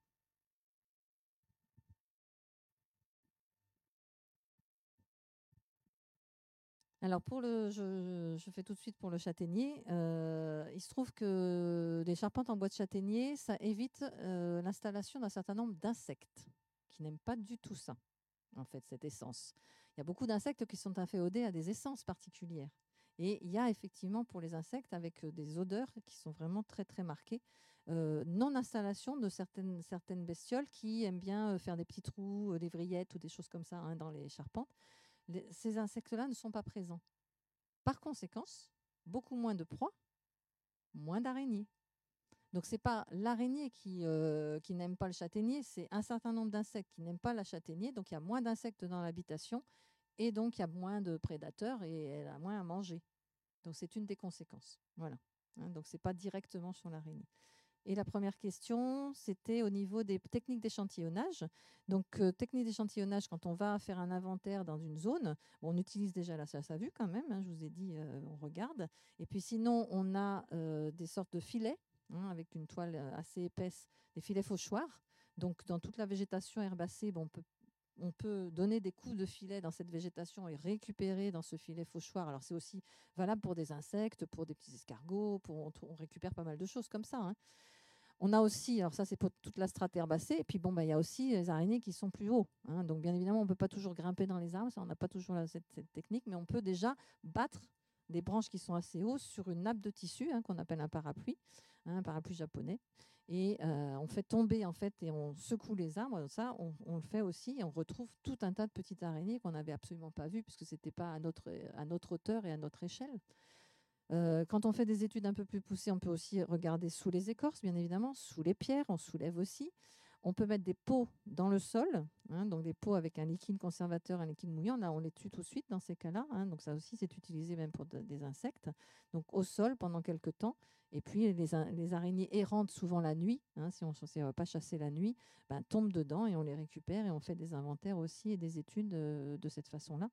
On peut aussi utiliser, donc ça c'est dans les forêts tropicales, donc c'est utilisé pour aussi beaucoup d'autres groupes, de vaporiser en fait dans les troncs des produits qui vont faire tomber les animaux sur des nappes et on récupère ça aussi. Il y a tout un tas de techniques justement pour récupérer tous ces animaux qui sont souvent de petite taille. Donc pour faire un inventaire assez exhaustif d'une zone, il faut utiliser effectivement plusieurs techniques d'échantillonnage pour arriver à avoir une idée de ce qu'il peut y avoir dans le milieu. Alors le problème, c'est qu'avec les araignées, on ne sait pas si c'était rare ou pas. On est encore à des inventaires, des échantillonnages de la diversité. 49 684 espèces décrites à l'heure actuelle. On pense qu'il y en a encore autant, si ce n'est pas 10 fois plus à décrire et à découvrir. Et on ne connaît pas la biologie de la majorité d'entre elles. Donc vous voyez où on en est là, au niveau de la connaissance.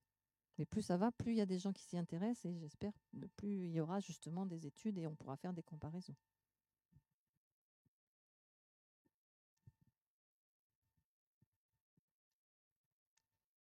Combien d'espèces nouvelles sont décrites chaque année ou sont découvertes chaque année dans le monde et en France? Est-ce que personnellement, dans vos études, vous avez pu participer à la découverte de nouvelles espèces?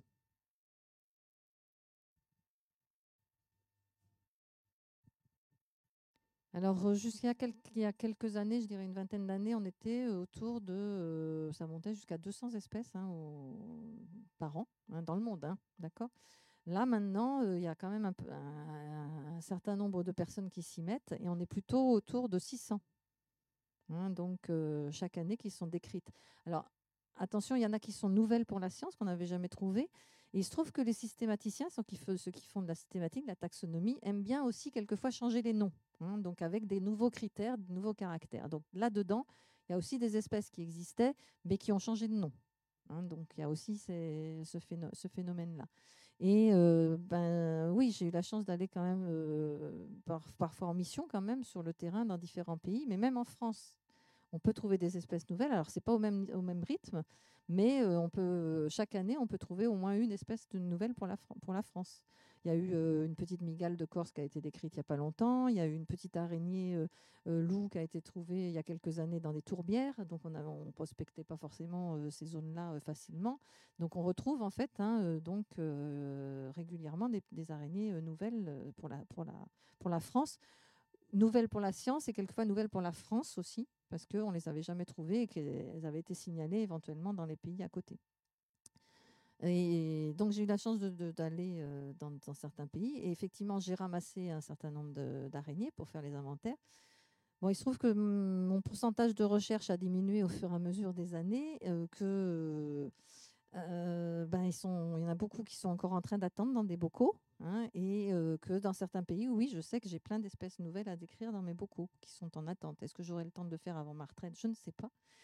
Mais je pense pas, ça sera pour les suivants, j'espère. Mais j'ai effectivement fait des articles aussi quand même avec d'autres collègues pour décrire des nouvelles espèces pour la science. Oui, j'ai décrit quelques espèces effectivement avec des collègues. Mais j'espère que je pourrai en décrire d'autres, mais effectivement, je passe pas mon temps sous ma loupe, loin de là. Et donc, je publie quelquefois moins que d'autres collègues qui font plus vraiment de la recherche tout le temps. Mais vous voyez, je ne fais pas que de la recherche.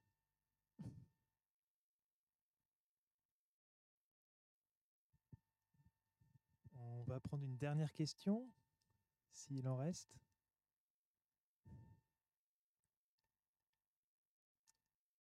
Ouais, moi j'en avais encore. Ce que tu disais à l'instant, ça m'a fait penser à une araignée qui avait été appelée l'araignée zombie, qui avait été découverte par Julien Pétillon, je crois, à Rennes, qui nous racontait que c'est une araignée qui était restée 3 ou 4 jours dans un bocal qui ne bougeait plus, et que quand il l'avait laissé sécher sur sa paillasse, s'était mise à revivre et à rebouger. Et donc ça avait dû faire le tour de la communauté scientifique à l'époque. Oui, Julien Pétillon étant un enseignant-chercheur en fait de Rennes, et qui travaille. Alors c'est une araignée loup qui court au sol effectivement. Et donc c'est lui qui l'avait surnommé comme ça. Donc après quand tu m'as dit araignée zombie, je me suis dit laquelle c'est déjà celle-là. Mais bon, c'est vraiment un surnom qu'il lui avait donné parce il avait l'impression qu'elle avait effectivement ressuscité, quoi, presque. Donc qu'elle avait réussi je pense qu'elle n'était pas complètement effectivement sèche, mais qu'elle avait réussi avec la moindre humidité dans l'air. Encore une fois, il faut qu'on se mette à son échelle par rapport aux conditions, par rapport à ce qu'elle va ressentir, qui était un peu qui avait revu, quoi. Donc voilà. Mais oui, il y a encore des observations comme ça aussi, si tu veux, à faire sur leur comportement, sur leur résistance en fait à des conditions extrêmes, etc. Donc je vous dis, il y a encore énormément de choses à découvrir quand même. qu'il y a du boulot. Hein. Mais rien que là, les observer, déjà, a changé son regard. Donc voilà. Donc si vous n'avez pas d'autres questions, en tout cas, s'il y en a qui veulent regarder un petit peu ce que j'avais sur la table, j'avais pas mis tout de suite à vue. Hein. C'est voilà une des plus grosses araignées qui existent. Hein, quand je vous parlais de 13 cm. Et puis vous avez ici. Donc je vais peut-être redescendre là maintenant parce que c'est pas très pratique là. Donc je passe par les coulisses et je redescends. Hein.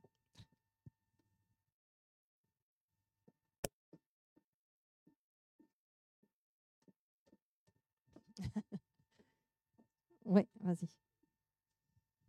Tu parlais tout à l'heure qu'on pouvait participer avec les sciences participatives pour recenser des espèces. Est-ce que tu auras des exemples à donner aux personnes qui écoutent? On aimerait faire des sciences participatives avec les araignées, mais c'est pas facile, encore une fois, parce que justement, elles sont petites, pas forcément toujours identifiables donc par tout un chacun.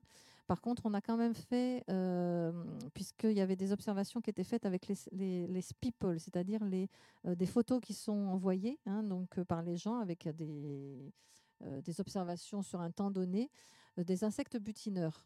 Et on s'est rendu compte, ils se sont rendus compte, donc Spipol, hein, S-P-I-P-O-2-L, qu'il y avait énormément de photos d'insectes qui étaient sur des fleurs et qui ne bougeaient pas et qui étaient attrapés par des araignées crabes, celles qui font de la chasse à l'affût. Et ces araignées-là sont assez faciles à identifier.